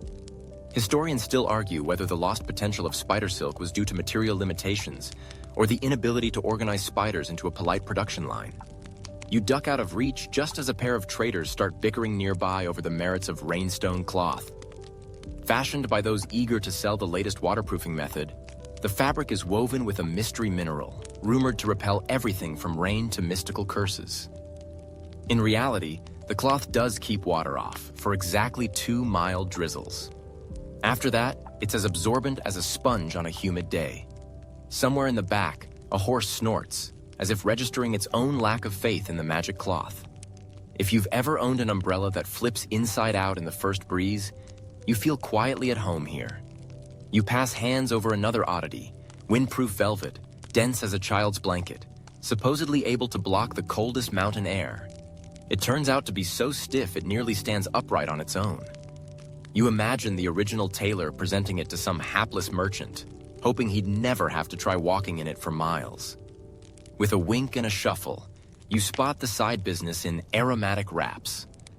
Not content with mere beauty or function, these wraps are infused with crushed blossoms and dried herbs intended to mask the less than delicate odors of the road. The catch, beyond making you smell like a wandering apothecary, is that the scents fade in hours, and the fabric stains easily. One can only imagine the faces pulled by travel companions subjected to a pungent cloud of fading lavender by the second day. At least, you muse. It's less aggressive than the time someone tried to sell camel dung-infused foot wraps. If you need an example of textile optimism without end, here it is. For every silk, there are 10 such hopefuls. Felted yak hair robes meant to outlast the wearer. Spoiler, they didn't. Reeds woven with gold wire for the would-be fashion icon. Hideous color-fast dyes that left your tunic a brilliant orange well after your taste had changed. The path is littered with textile casualties, like an open-air flea market of forgotten dreams. You drift past a pile of shimmer cloth, rumored to reflect not only light, but also envious glances from rival traders. The shimmer came from a secret, possibly accidental mix of mica dust and plant resin rubbed into rough cotton. The effect was eye-catching until the mica started flaking off, a gentle, glittery downpour marking the route. Now, geologists joke that they can track abandoned trade posts by the sparkle of failed shimmer cloth. Of course, you think, not all these experiments were failures in the strictest sense. Sometimes, a fabric hit just the right note of novelty and practicality. Almost. Consider the efforts at making multi-purpose mats from bamboo, pressed with linseed oil. Ostensibly a sleeping mat, cloak, and even makeshift boat cover, it excelled at none of these roles but looked mighty impressive on a merchant's cart. Buyers, once enticed by minor celebrity endorsements, often woke up with bamboo splinters or spent the rainy season patching leaks. If you're a fan of modern infomercials, it's comforting to know the Silk Route was not above the odd "act now, supplies limited" pitch. The scholarly world loves to debate when and if any of these materials could have entered mainstream use with just a few tweaks. Some argue the constraints were purely technological. Others claim cultural preferences or rival inventors sabotaged particular advances out of textile envy. The only clear conclusion? Ingenuity outpaced practicality more often than not. As you let your fingers brush through these bolts of forgotten fabric, you ponder the stories wound into every shimmering thread and oddball swatch. A song of trial and error, a patchwork of accidental successes and noble failures. These rare fabrics, from the impractical to the nearly brilliant, are woven through the Silk Route's legend, not quite lost, just patiently awaiting the next impractical genius to dust off their potential. If you've ever had an itchy tag in the back of your shirt, just remember, generations before you weathered much worse in the name of progress. And perhaps, as you blink sleepily at the glow of desert moonlight on a swatch of glittering shimmer cloth, you wonder if, centuries from now, some future traveler will marvel at your own era's textile experiments, synthetics, aerogels, and all, and shake their head with the same gentle amusement. How much has really changed when it comes to fashion fads, after all? With that slow, comforting insight, you allow the gentle, unremarkable magic of these forgotten inventions to warm you as you drift further toward sleep. Certain that somewhere between silk and scratchy jade fiber tunics, there's always another dream waiting to be woven. You plod, slow and squinty-eyed, through the tangled bazaars of Samarkand, cinnamon dust swirling around your sandals. Hardly aware that tucked behind brocaded curtains and sheaves of silk, there lies a hidden world of ancient medical ambition, now lost. Here, the promise of healing took 1,000 experimental forms, some ambitious, some eyebrow-raising, all dimly illuminated by flickering lanterns of hopeful invention. Your feet ache, reminding you that no matter how grand trade or conquest, it's usually someone's joints that suffer most. So, as you slink past a tent adorned with mysterious symbols, imagine pushing open the flap and stepping into a makeshift clinic where a tired merchant, just like you, might pray for a cure, only to receive a device or practice that, as history shows, wasn't exactly a blockbuster. On the Silk Route, the caravan trails were arteries of not just silk and spice, but remedies, theories, and medical gadgets so odd you half suspect they were invented after a long night among the wine amphorae. You slip into the camphor-laced air and scan a table cluttered with contraptions and files. There, a keen-eyed apothecary sizes you up, his fingers stained with pomegranate, ready to sell you a health solution unheard of even in the sleepiest YouTube comment section. Let your gaze linger on a box filled with glass cupping vessels. Those are actually one of the few inventions to go global, so you ignore those for now. What's weird is the gleaming metal wind compass, shaped like a spinning top, supposedly designed by a Turkish polymath to diagnose disease by balancing it on a patient's wrist.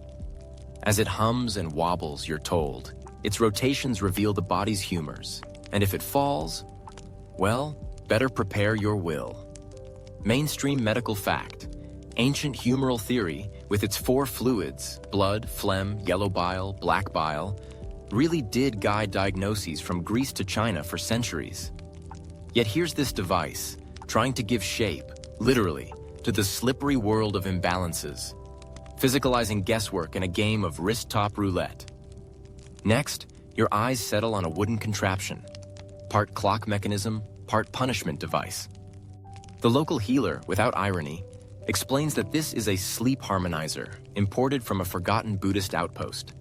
You're supposed to strap it to your forehead, wind the spring, and let its tiny arms nudge your temples in rhythm with healthy planetary cycles. If it works, you'll dream of clear water and youthful vigor. If not, you'll probably just wake up with dents in your forehead, looking like you lost a game of chess to a horse. The debate continues. Historians still argue whether medieval sleep science was genuine or just the result of chronic insomnia, trade route boredom, and a shortage of real entertainment. As you reach for another snack, a young scholar presses into your palm a chart showing acupressure paths that snake between the veins and meridians. This map is an early ancestor of those spa diagrams you sometimes spot in hotel saunas, except half the marked points claim to treat liver sadness, a distinctly Silk Road diagnosis thought to afflict melancholy camel drivers. Scholars have unearthed entire treatises about energy flows and magnetized stones, but these inventions, while rooted in complex philosophies, rarely became mainstream, possibly because even the best marketed stone bracelet can't cheer up a merchant who's just haggled himself into poverty over fake peppercorns. Beneath a felt awning, you can't help but notice the ostrich feather air filter, a helmet-like device, promising to cleanse the plague air blowing in from the Caspian. Slide it on and you look a little like someone preparing for medieval cosplay, complete with beads of perfumed gum matted at the edges to trap whatever invisible menaces haunt the wind. Here's your quirky fact. Some traders believed that dipping the feather helmet in rose water would ward off not just illness, but also jealous rivals. Sadly, both beliefs were rather optimistic. Meanwhile, the debate rages. Did these proto-masks influence later developments in respiratory protection? Or did their main contribution lie in scaring nearby camels? Your feet shuffle past a doctor energetically explaining his digestive gear, a system of wheels and belts strapped to the midriff. The pitch is that by mimicking the grinding of millstones, this corset will stimulate digestion and prevent the wheezing belly, a condition that, to put it kindly, ruined the ambiance of silk-packed tents. The inventor demonstrates by cranking the handle until thrumming echoes down his side. Suddenly, you're grateful for modern peppermint tea and a good old-fashioned nap. Mainstream historians disagree. Was this a bona fide attempt at medical intervention? Or a ruse for exploiting the gullible and bloated? Just as you're pondering the virtues of bland food, you step over a row of splinted bamboo labeled universal bone knitters.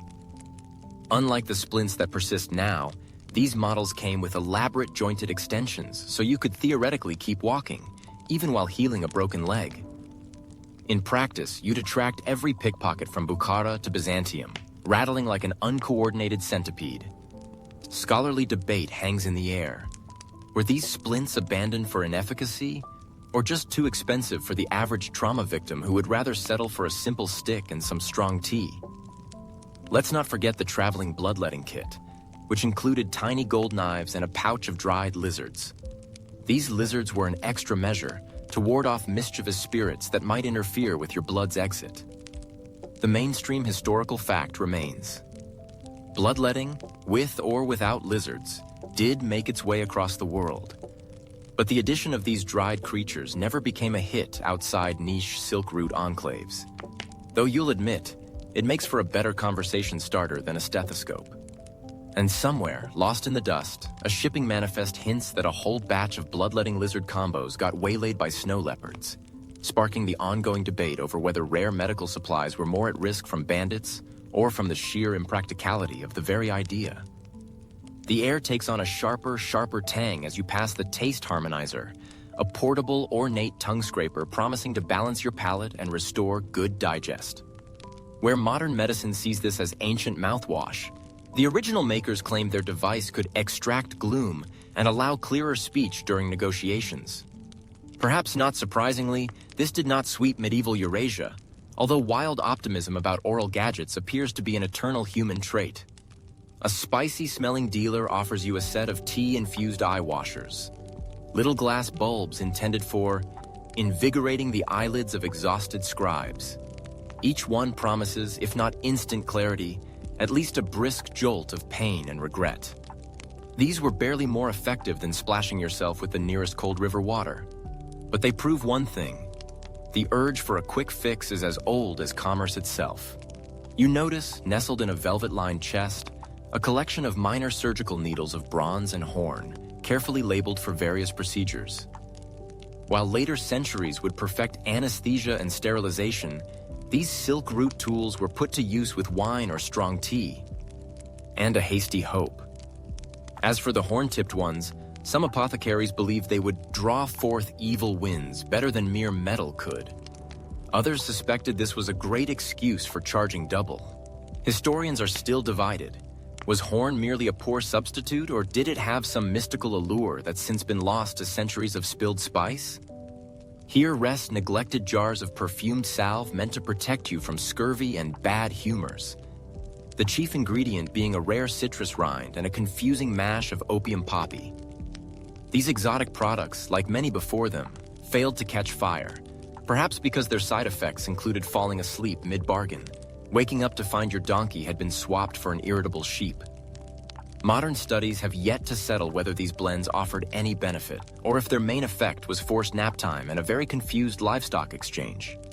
Even as you edge away from the medical stalls, the memory of these unrealized inventions lingers, like the faint ache in your ankles. Sprained, bruised, but definitely not cured by that time you tried the wind compass. Yet isn't it strangely comforting as you yawn and settle down for sleep, that so many odd efforts at healing accompanied the tide of goods east and west? Sure, most didn't quite make it past prototype, and some belonged more to the realm of dream than practical medicine. But the urge to mend, revive, and endure, however clumsily, still unites travelers old and new. You tuck yourself under your silken bed cover and sigh. Secretly relieved, your remedy kit contains nothing more complicated than a warm cup of herbal tea and, unlike those pioneering traders, no helmet full of ostrich feathers. You plod along dusty trade roads that stretch far beyond the reach of modern highways, feet scuffing the ground, as you idly imagine what it must have been like for merchants of the old Silk Route. Not the jade merchants or the dignitaries. No, you focus on the people in the shadows, the basement-level genius inventors, too optimistic for their own good, forever packing and unpacking ideas that would, they hoped, change the game of trade. Today you get a front-row seat, a world away from the glare of celebrated triumphs, at the slow carousel of inventions built for speed and efficiency, each rising hopefully, only to keel over with a soft, unremarkable thud. You can picture it, a trader, beard-dusted white, hunched at the market's edge as donkeys bray somewhere behind. In his trembling hands, he holds a curious wooden contraption, the first modular loading frame. Supposedly, this would revolutionize the lashing and unlashing of cargo. Its creator promised speed, a merchant's most precious commodity. Slip your silk bales in and out, no knots, no fuss. But just as you try to fit a nice, irregularly shaped vase inside, you hear the sharp crack of splinters. These frames are maddeningly fragile, especially when jostled by mule, camel, or enterprising thief. Maybe that's why you never see them pop up in the records again, except as footnotes written in weary ink. Some inventions, like standardized lockboxes, offered early security for traveling goods. You fumble with a thumb-sized lock, supposedly unpickable by the average bandit. Except that several prototypes in, even the inventor himself forgot the sequence. There were rumors of merchants weeping, newly locked out of their own fortunes, trading extra dates for improvised locksmithing services. Historically, You learn that these lockboxes likely inspired modern shipping containers centuries later. But for a moment, picture hundreds of tiny wooden coffins clattering along the Silk Road, never quite living up to the hype. You pass the battered remains of collapsible tents with supposedly weatherproof panels, perfect for traders caught in the monsoon. On a sunny day, maybe. As the wind picks up, you watch one panel gently cartwheel down the dunes, leaving everyone else exposed and muttering. You feel that universal frustration of early adopters everywhere. Perhaps this explains why the reliable old felt yurt never lost its place, and ingenious waterproofing techniques became mere trivia, not trade standards. You can almost feel the press of leathery hands desperately patching, repatching, and finally giving up, muttering something about improvements being overrated. Occasionally, you stumble across the weird and the wonderful, like the bronze firepot with a delicate lattice designed to discreetly scent your goods, masking camel funk. A pleasant idea, in theory. But as the trade winds whip up, a sticky cloud of cloves and embers erupts, startling your neighbor's horses. Down the years, historians would debate whether these portable furnaces were proto-marketing tools or simply the world's first effective aromatherapy gadgets. You suspect it was both, depending on which way the wind was blowing. Still, not all trade gadgets were quite so explosive. Some, like clay tokens coated with merchant seals, aimed to replace fragile paper receipts, a way to standardize trade documentation and verify shipments. The theory, instead of scribbled agreements prone to smudging, you pop a little token inside a pouch and voila, proof of transaction. Except, the system relied on universal agreement about the meaning of each symbol. And as it turns out, babbling in a dozen dialects tends to produce more confusion than consensus. Historians still argue whether these tokens truly improved trust or just gave forgers more opportunities to hone their craft. You imagine the open debate around early trade-scale calibrators. Those little balance weights stamped with all manner of city crests and mystical animals. A dragon here, a rabbit there, why not? Traders theoretically could compare wares with a consistent metric. But with every oasis minting their own version, disputes multiplied. Is this rabbit heavier than this dragon? Suddenly, the promise of standardization falls flat. You envision the arguments flaring beneath the canvas awnings of the bazaar, with angry merchants invoking exotic math. Or maybe just their fists, for good measure. A little further along the road, you spot a famous bit of trade-related mythos, the so-called silent barter chute. Envision planks of polished wood, feeding into a curtained alcove. You're supposed to place your goods at one end, while another trader, unseen, sets their own wares at the opposite end. Trust and mystery with every transaction. The plan worked for a brief, hilarious window, until someone's pet monkey stole a sapphire, or else someone got greedy and just ran off with both chutes. This novelty, which had promised to revolutionize fairness in trade, dissolves into a sheepish legend told to amuse grandchildren. Amidst the parade of failures, a mainstream historical fact sits quietly. The wheelbarrow, though not initially designed for trade, was adapted along the Silk Route by resourceful inventors who added side panels and angled wheels for heavy-duty goods traffic. For a brief, thrilling decade, you could spot wheelbarrows trundling between outposts. The innovation, though undeniably practical, was ultimately abandoned. The wheels bogging down in sand, the handles splintering under heavy porcelain. Progress, it seems, comes with extra baggage after all. Now for the truly overlooked oddities. Collapsible sand sleds, flat slats of hardwood, meant to be pulled by camels or oxen to glide heavy loads over dunes. They promised a smooth ride for trader and teapot alike. Theoretically elegant in reality, they provided more of an enthusiastic scraping noise reminiscent of a confused orchestra warming up. Yet you can almost appreciate the effort, the earnest whittling, the hope. Nowadays, only a few warped planks in remote museums hint these ever existed. Let's not forget the high hopes placed on express message pigeon tubes, tiny scroll cases tied to the legs of carrier pigeons, designed for relay stations all along the trade road. The plan? Accelerate deal-making across empires. The result? Pigeons, unlike traders, rarely honored schedules. Many flew back home, some just vanished mid-flight, and at least one ambassador's urgent message ended up in a distant orchard, unread, as local children fashioned hats from the silky paper. So it is the fate of high-speed negotiation, with the birds none the wiser. But why do these clever, occasionally ludicrous inventions fade away? Sometimes it's simply because they were too advanced for the infrastructure available, like planning the world's first silk bubble wrap before realizing that thin glass and rough roads do not mix. Other times, more robustly simple inventions, the rope, the clay jar, resisted replacement. Maybe, just maybe, there's an eternal comfort in the familiar. Or maybe nobody wanted to explain to grandmother why the newfangled thing kept letting her raisins explode. Historians sometimes attribute these rises and falls to the ever-changing needs of trade itself. You sense the uncertainty as merchants adjusted routes in response to war, weather, or edict, dragging their favorite gadgets in tow and discarding what no longer worked. Quirky trends flared for a season, only to be replaced by the next best thing. A favorite merchant story. The month everyone tried smoke signal mirrors, shiny discs said to relay messages for miles. Turns out, shiny objects attract bandits and, more often, unwelcome birds. Back to good old flags and runners then. Then there were bureaucratic inventions. The silk seal scroll pouches guarded by official emblems, designed for tax records and precious cargo logs.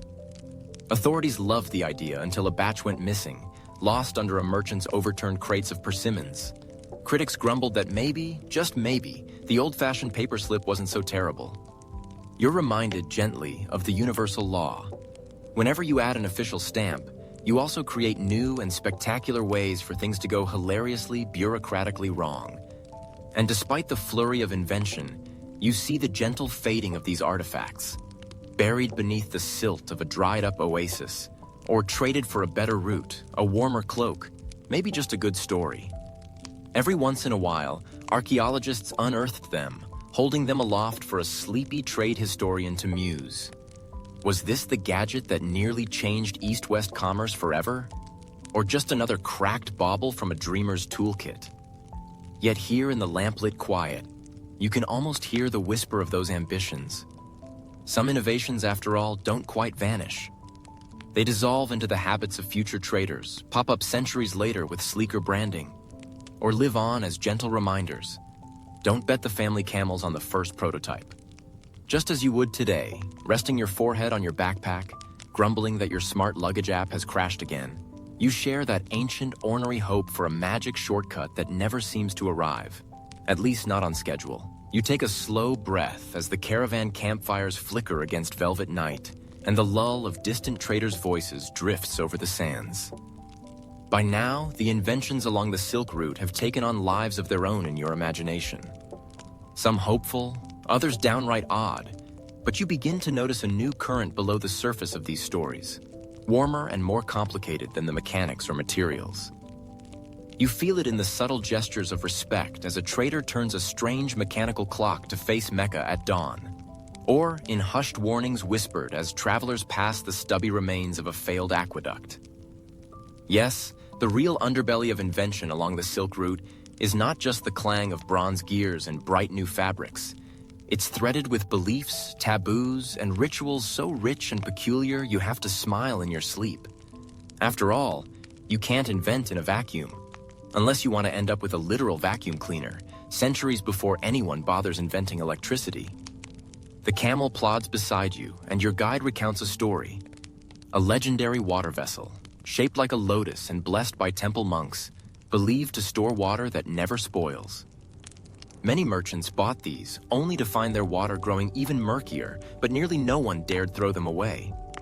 Old habits die hard, especially when they involve the displeasure of sacred spirits.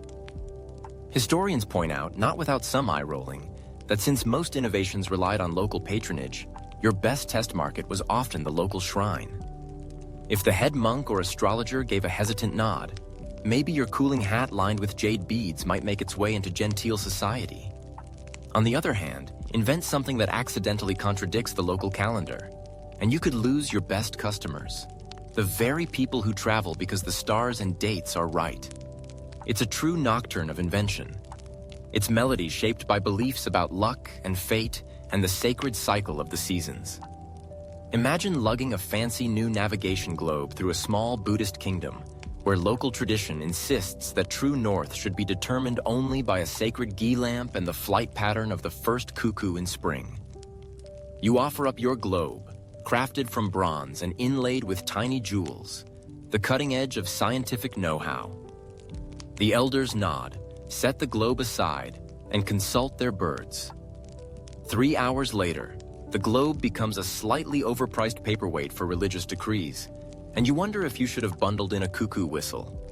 But you notice, too, how entrenched superstition runs against practicality. Take the infamous spirit compass, which was essentially a water bowl with a floating carved pointer. Folk believed it could only work if the carver remained in a state of ritual purity for 7 days, and even then, it was only to be used on the 7th day of the waxing moon. So, good luck using it on a Tuesday in a rainstorm. Historians still argue whether genuine navigation was improved, or if anxious travelers just spent more time waiting for the perfect lunar moment. Meanwhile, some quirky inventions had every chance to succeed but were quietly torpedoed by perceived spiritual hazards. One ill-fated attempt to launch a mail delivery kite service, think ancient airmail but with less accountability, was scrapped in several Central Asian towns for fear that messages floating on the wind could anger wind spirits, who might whip up sandstorms in retaliation.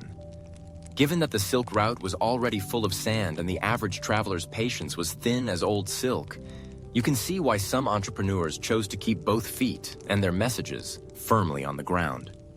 At the same time, the chase for trade secrets was a spiritual affair in itself. The earliest versions of rust-resistant steel, so crucial for weaponry, were guarded by guilds whose rituals were nearly theatrical. Initiates reciting prayers, painting dots on their foreheads, and promising grave consequences for anyone who revealed the wrong mix of ores. Mainstream history remembers the stunning impact of Damascus steel, but not the long hours some apprentice stood in a smoky tent, worrying about divine retribution for a misplaced iron bar. The line between religious belief and business decision was finer than spider silk. Mess it up, and your clever invention sat in market stalls unsold, because the town astrologer whispered it was unlucky. It wasn't always about fear, either. Sometimes, faith turbocharged invention. You find yourself trailing a caravan near Samarkand, listening to stories of textile makers inspired by Sufi mysticism, spinning symbolic knots into silk so complex they hoped their cloth might, just for a moment, connect this world and the next. A fringe tidbit. In one remote oasis, weaving new saddle blankets in patterns mimicking ancient Zoroastrian flame altars was thought to keep both the camel and its rider safe from jinn hiding in sand dunes. Sales were brisk, until a rival peddler spread the rumor that the pattern attracted jinn instead. Cue plummeting sales, and one very annoyed camel, who preferred the old blankets anyway. Cultures shaped invention and also decided, as if with a flick of the wrist, what would stick and what would rot in the cellars of memory. Consider the awkward case of the healing bell, a bronze contraption said to vibrate at a holy frequency once popular among Taoist pilgrims crossing the Tian Shan. The bell needed to be rung precisely 7 times, facing east, on days with auspicious winds. Otherwise, the legend went, it could attract not health, but illness. When trade winds shifted, as they sometimes did whimsically because of actual weather, so did the bell's popularity. And suddenly, you see a field of discarded healing bells tingling in the night, likely making local sheep slightly healthier and slightly more anxious. Even eating habits were shaped by spiritual belief, coloring how new devices found their homes or didn't on dinner tables. When a Persian engineer arrived in Kashgar with a clever ceramic food warmer complete with a praying mantis-shaped handle as a good luck charm, it was initially the talk of the bazaar. But once gossip spread that the mantis motif risked angering a particular local shrine's guardian spirit, who inconveniently also looked like a mantis, the item was repurposed as a planter for apricot pits instead. You trying to get warm rice are left with lukewarm heartbreak and a decorative but useless pot. There's an open debate in modern scholarship about how much religious councils or temple authorities truly dictated commercial innovation versus charming it along. Some argue that spiritual leaders mostly observed, cheerfully taking credit for any gadget that worked and blaming devilish spirits for those that didn't. Others suggest local festivals and religious prescriptions made or broke entire industries. Was the curse on a particular type of carriage wheel simply a story cooked up to preserve the business of oxen wranglers? No one can say for sure, though you wonder if some early marketers deserve a round of applause for creative PR. Occasionally it worked the other way. Lost inventions straight up vanished because their use violated a sacred tradition. Take, for example, a forgotten attempt at portable ice boxes. Boxes stuffed with a rare moss, meant to keep fruit cool as they crossed the Uzbek steppes. The idea caught on until someone recalled a distant ancestor's warning that life should never be forced colder than nature intended. Suddenly, these proto-coolers became taboo, seen as tools of unnatural meddling with the Earth's spirit, and left to molder until the idea was imported to Europe centuries later, celebrated as a breakthrough, minus the moss and the cosmic guilt trip. If you listen close enough, you can even hear faint echoes of inventions deliberately abandoned, not for any technical failing, but because they threatened the social hierarchy blessed by heaven and earth. A device that made spinning thread easier was once suppressed, not because it lacked utility, but because it ended up giving too much power to the artisans, worrying the elite patriarchs and local monks. Changing the fabric of society, literally, proved a bridge too far. You try to imagine a world where every leap of ingenuity is ultimately subjected to the unwritten rules of omens, festivals, and the wary blessings of diviners, and realize how many attempts to revolutionize travel or survival just withered, not from lack of inventiveness, but because they trespassed on the terrain of faith and custom. And so you find yourself drowsily smiling at the absurdity, how camel drivers would sooner trust a prophecy than a prototype, and how some of the strangest inventions in the history of the Silk Route are buried in tradition's long shadow. You roll over, maybe clutching your imaginary healing bell, and marvel at a world where every gadget's fate was written in both the stars and the gossip passing through the market tents, and wonder what else magic, caution, and coincidence have quietly spirited away right under the noses of history's brightest minds. The wind along this ancient trade road carries invisible stories, not just of silk and spices, but of great hopes attached to artifacts that, for a while, flickered like fireflies before vanishing into the dark expanse called obsolescence. As you travel down this route, you see echoes of things once revolutionary, now collapsed under the weight of progress, or sometimes just bad luck. You may wonder why those ingenious devices, in all their earnest, clunky glory, never reached their destination in history's main caravan, but instead languished in some historical lay-by, waiting for someone like you to stumble across them in a sleep-laden haze. You imagine yourself picking up a dusty, oddly shaped contraption. Maybe it buzzes softly, like an uncertain insect. Maybe it just sits there, stubborn and silent. The story here is less about failure and more about timing, comfort, and that perpetual human orchestra of better, faster, shinier. The Silk Route, with its endless horizons, was an unforgiving place for dreams that arrived a little too early, or perhaps never quite matched the melody of their age. The first thing you notice is how technology, as much as people romanticize it, isn't immune to neglect or supersession. Imagine someone inventing a wind-powered cart, its rickety frame bedecked in bright paint and wild optimism, promising to carry traders across endless plains, only for the winds to disagree half the year or for the wheels to break on rocky paths. The device ends up abandoned, viewed as more trouble than it's worth, fated to become a footnote or, for the workers who had to push it when the wind died, a punchline. In some cases, history cheats inventors by moving the goalposts.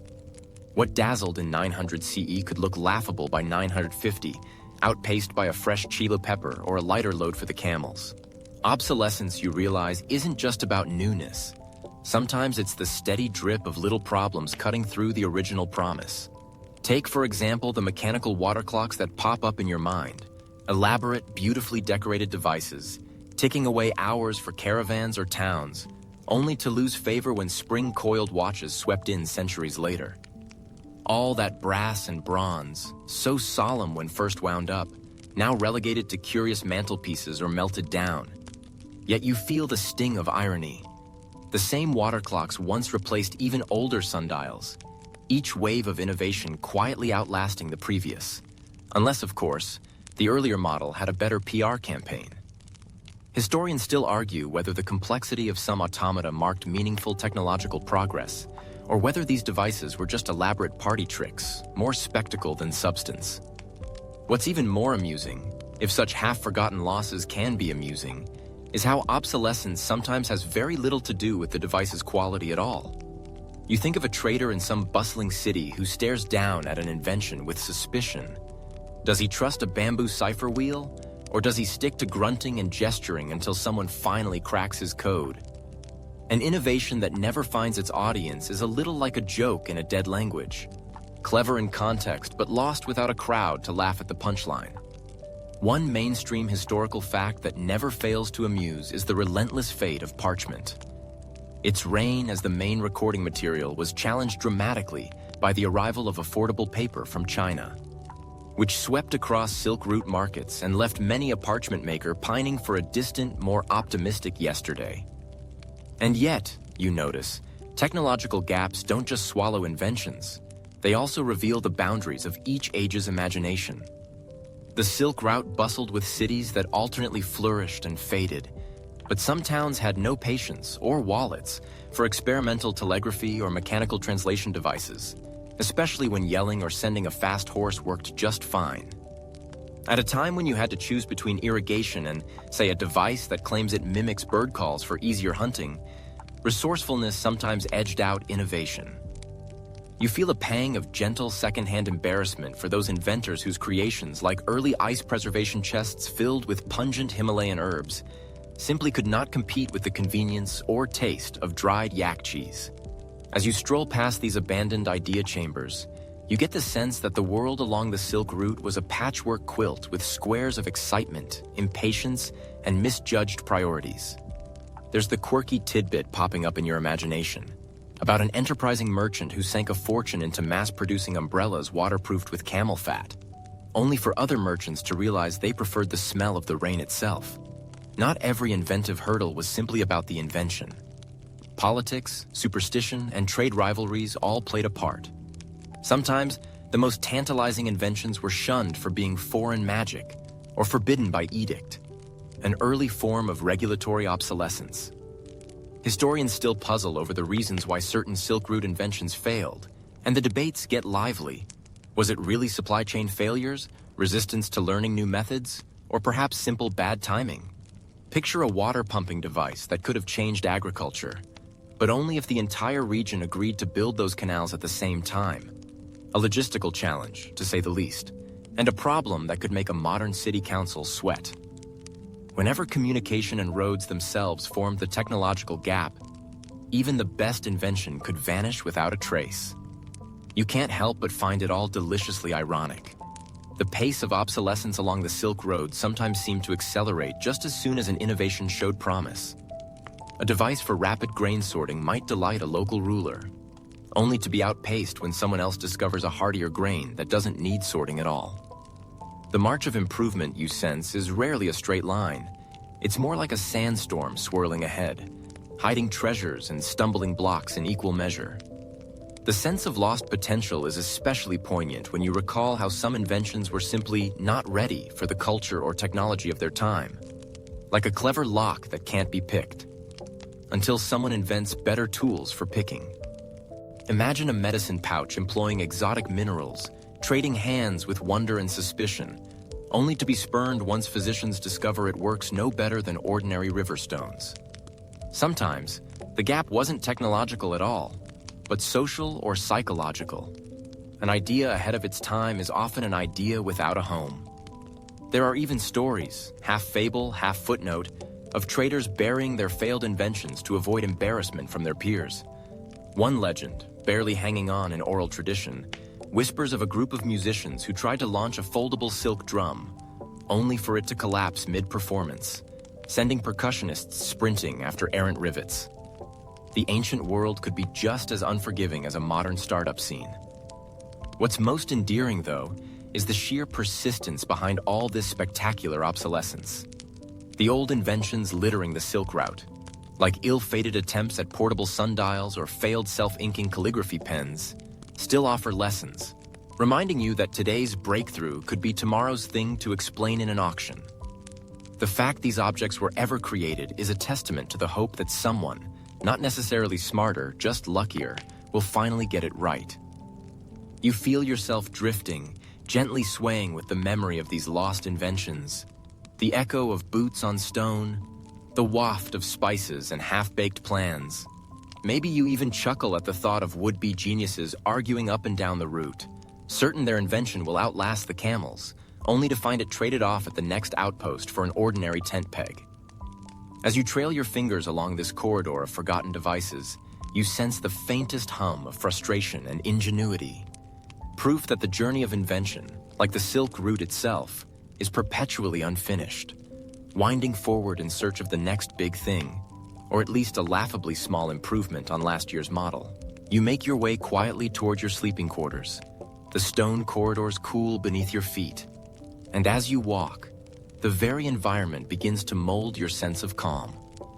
After a day hemmed soundly by prayer, humble meals, and many a moment of shared silence, you're now drawn into the subtle rituals that shape the final moments before sleep. Here in the monastic world, nothing, in fact, not even the air you breathe, is left entirely to chance. You're probably picturing rows of monks tucking into memory foam mattresses, but of course, comfort in this setting is, let's say, medieval at best, which makes the moments leading to sleep all the more fascinating. The lighting, the temperature, the whole microclimate of these old stone dormitories. It's an entire sleep hygiene routine that makes your white noise machine and blackout curtains look indulgent. Let's start with the lighting. In this world, electric bulbs and touchscreen dimmers are centuries away. Instead, everything is bathed in the muted flicker of candlelight or the slow, reliable burn of gently smoking oil lamps. As you settle in, shadows stretch long across the vaulted ceilings and ancient stones. Candle stubs get rationed out mindfully. Luxuriant light is a luxury reserved for feast days or emergencies. Normally, the glow is minimal, just enough to avoid tripping over a tunic or, say, your neighbor's outstretched sandals. There's a sleepiness built into every corner because dimness reigns supreme. It's like the original blue light filter, if that filter was called utter darkness with a side of wax aroma. You notice the walls, thick and quietly cold to the touch, radiating chill even in the warmer months. These stones are the great insulators, absorbing and releasing heat at their own slow pace. In summer, they're refreshingly cool, making bedtime almost pleasant. But come winter, their ability to trap the day's limited warmth is less impressive. You wrap your blanket, a threadbare wool something that feels less like luxury and more like a stubborn old friend, around your shoulders, and even then, shivering is sort of a community pastime. According to general records, medieval monastic dormitories, or dormitoriums, were usually built above the cloisters and shared by all the monks. A mainstream fact, the layout was open, nothing like your college dorm with its posters and beanbags. Instead, here it's all about minimizing distractions.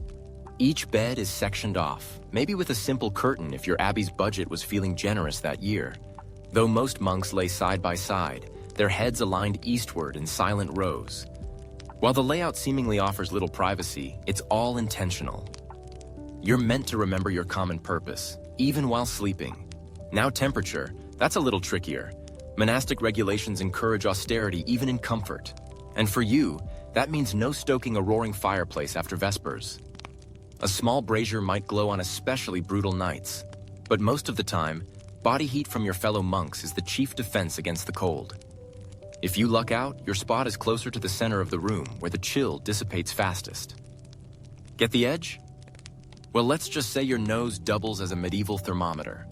One quirky fact for you. Some monasteries, especially those in the frosty north, are rumored to have let sheepdogs curl near the sleeping monks for extra warmth.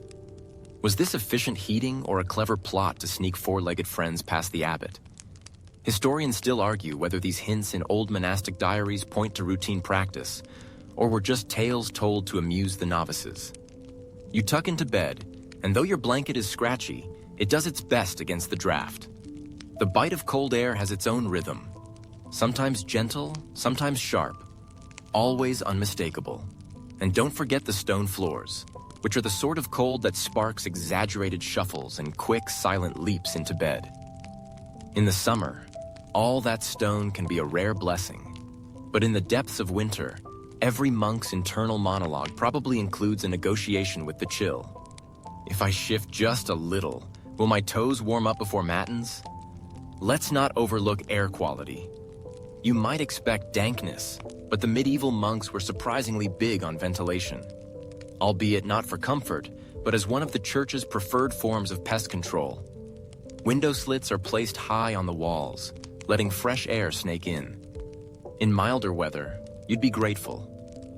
In January, you might question your life choices. Occasionally, the odd bat or bird would take advantage of the open slits, swooping through in the dusky half-light. It's a little like real-life sleep tracking, except instead of REM cycles, you're keeping score by counting the number of times you have to duck. Lighting, as night deepens, folds away almost completely. Without electric clocks or streetlights, the moon and stars become your silent nightlight, if clouds don't roll in first. Some monks claim to tell time by the full moon's rays crawling across the great dormitory floor, timing their silent rise for night prayers with eerie precision. Whether you believe them or not, you have to admire the commitment. For others, it's a matter of blind trust, waking and sleeping at the rhythms set by bells or by an assigned brother with a big responsibility, and maybe a loud cough. The materials that surround you echo the spirit of modesty. The beds are simple wooden frames, straw-filled mattresses more lumpy than plush, their ticking replaced when moth-eaten or simply beyond redemption. If you're fancy or the monastery is prosperous, your mattress might even be stuffed with feathers, though such luxury could prompt raised eyebrows and perhaps a stern sermon about the dangers of pampering oneself. The humble wooden bedstead creaks with every movement, reminding you and everyone else that you are not alone. Now here's where we get into the world of sleep environment debates. Some records suggest a strict regime. All monks must sleep in their habits, a practicality for swift rising at midnight prayers. Others hint that shedding the cowl and belt before sleep was common, much like how modern folks might prefer not sleeping in jeans. Historians still argue whether strict sleeping and habit rules were universally enforced, or whether abbots chose to, shall we say, look the other way in the pursuit of collective harmony. The night is full of muffled movement as a result, some rustling into heavier coverings, others adjusting robes for maximum warmth. But what about sound? Despite the day's enforced silence, the night has its own set of noises. The wind whistles across roof tiles. Occasionally, a mouse scurries by, enjoying its nightly feast of preserved breadcrumbs. The snoring is surprisingly democratic. No class distinctions here, and the echoes make it sound like you're sleeping inside a lonely cello. If you're lucky, the gentle thrum is soothing, a lullaby of community life. If not, well, you probably invent methods for silent retaliation. Did medieval monks have earplugs? If they did, I bet they were made of something like moss or beeswax, though you won't find those listed in standard inventories. Despite the hardships, you start to settle in. As muscles ease and breathing steadies, the slow acclimation to darkness and coolness does its work. This sleep environment, so basic, so utterly unadorned, pulls your thoughts away from worry and into something dreamlike, almost meditative. No glowing screens to tempt you, no sudden buzzes to startle you out of half sleep. Just you, a blanket, and the inevitable collective rhythm of a community nodding off together. Sometimes, in richer abbeys, tapestries hang along the walls, more to keep out drafts than for decoration, but their muted colors and hand-woven stories add a softness to the stone. In humbler settings, you might personalize your sleeping area with a wooden cross or a smooth pebble from the river, a quiet focus for your final prayers. In each case, ritual and intention overrule comfort. There's even the matter of which direction to lie. Heads toward the altar is probably the most common, a physical reminder to point all things, right down to sleep, toward the divine. This might sound arbitrary, but in an environment where every sight and sound is calibrated toward harmony, even how you face at rest becomes a gentle ritual. Now, just as your mind is floating on the edge of dreams, the last thing you notice is the entire space itself. A cavernous room alive with, and yet softened by, centuries of devotion. You breathe out, and your breath ghosts in the chill, a tiny, fleeting evidence of your own part in this long lineage. You sense that, even as the body shivers, the soul finds a kind of comfort that goes beyond temperature or flickering lights. And so, cocooned by history, shadows, and the collective hush, you drift into the most ancient comfort of all. Simple, restorative sleep. You let your thoughts drift along the ancient paths and bustling caravan trails, where the lantern glow of past innovation flickers wholly unseen. Even now, so much of the Silk Route story is scattered beneath layers of dust, lost to time, half recalled by travelers' tall tales and scholars' footnotes. Beneath your closed eyelids, you try to picture a world not shaped by only what succeeded, but also by those oddball devices and near misses. Misfit marvels buried just out of sight. There's a sense that if you could just nudge away one more grain of historical sand, you'd find a forgotten gear, a splintered stylus, or maybe even the blueprint for a mechanical storytelling bird that never quite found its song. You imagine yourself quietly wandering one of those cavernous, musty archives, all velvet shadows and echoing silence. Locked drawers, brittle manuscripts, a fossilized lemon rind from an abortive food preservation experiment, a mysterious item that looks suspiciously like a child's toy, but could have been the first attempt at a portable abacus. If only you dared take it apart, you might unlock the secrets of minds that once thrummed along the Silk Route, their ideas abandoned before they could catch on. Did their inventors toss and turn at night too, wondering if someday someone would appreciate their strange labors? Historians still argue whether the real wonder of the Silk Road lies in its successful trade, or its what-ifs, its dusty could-have-been. Take, for example, that time in Central Asia when an ingenious trader devised a water clock meant to alert night guards with a soft chime. A device that, unfortunately, failed more often than it worked.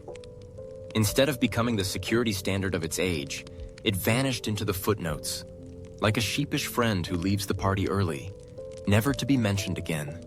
You can't help but wonder how many other quiet failures haunt the margins of old letters, never quite reaching the ink and paper immortality of the wheel or the compass.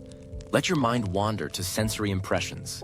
The creak of camel leather harnesses at sunrise, mingling with the faint rattle of cargo, possibly housing a prototype that, for want of a market or just better weather, would fade into legend. You pass by a merchant offering not silk, not porcelain, but a bizarre contraption. A collapsible sundial whose only accomplishment was baffling the local timekeepers and driving a few customers back to the comfort of guessing the hour by the length of their shadows. Yet somewhere, perhaps, one of these sundials sits beneath a mountain of other failed inventions, waiting for someone bold, or perhaps insomniac, enough to give it another try. There's an airy pleasure in tracing your fingertips along these invisible relics. Imagine the feel of a bronze hinge smoothed by centuries, or a patch of textile woven with experimental fibers so daring that no tailor would touch it with a 10-foot sewing needle. In the heart of the old Kashgar markets, or at least in your dreamlike wanderings, there might be a bundle of letters between alchemists discussing a sticky concoction meant for waterproofing, accidentally inventing the world's first non-stick dough. The notes stop abruptly after 3 disastrous loaves. Plodding along after these shadows, you realize that forgotten inventions occupy a strange borderland, neither wholly failure nor success, but pawns in a much bigger chess game of progress. Mainstream accounts from the era love their tales of silk, riches, and thunderous new ideas. Yet for every compass, wasn't there a proto-GPS involving magnetized pigeons and little vests? And though you're probably not trusting your next shipment to a bird in a uniform, you chuckle to yourself. Never say never. Academic conferences are probably still split, half rooting for the pigeon backers, half quietly grateful the story ends with roads, not feathers.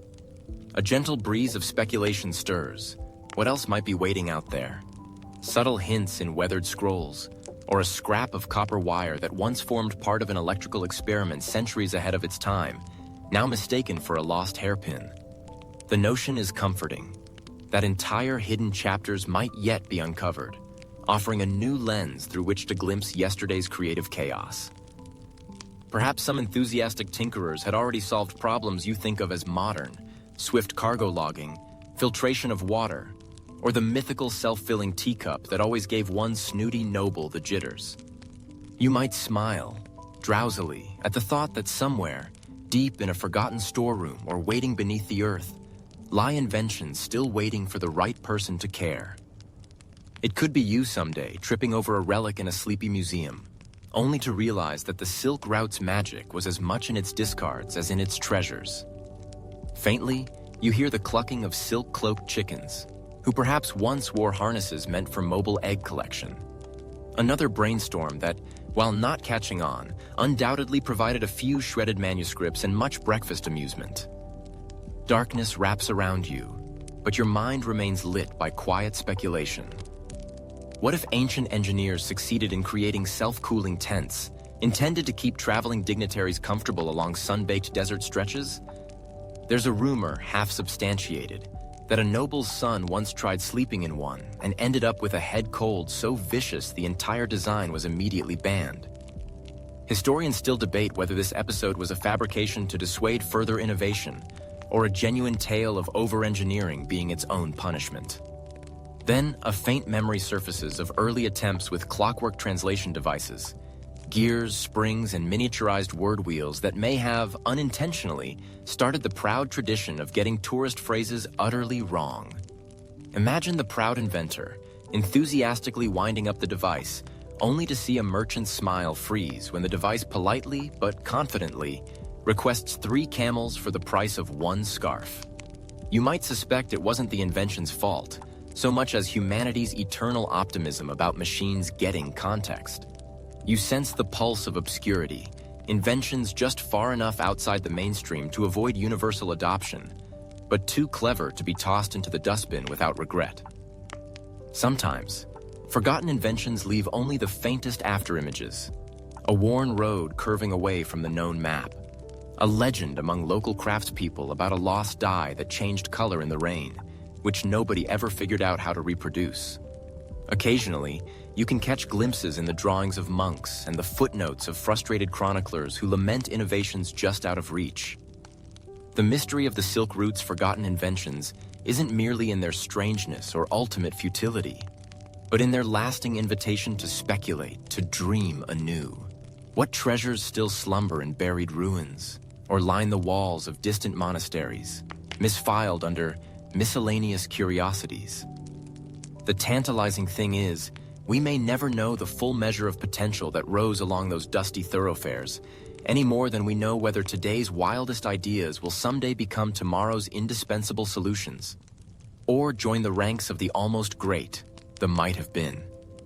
And so you settle in, mind humming with the half-remembered clang of forgotten hammers, and an unhurried parade of ghosts, inventors who shape tomorrow in ways both visible and invisible.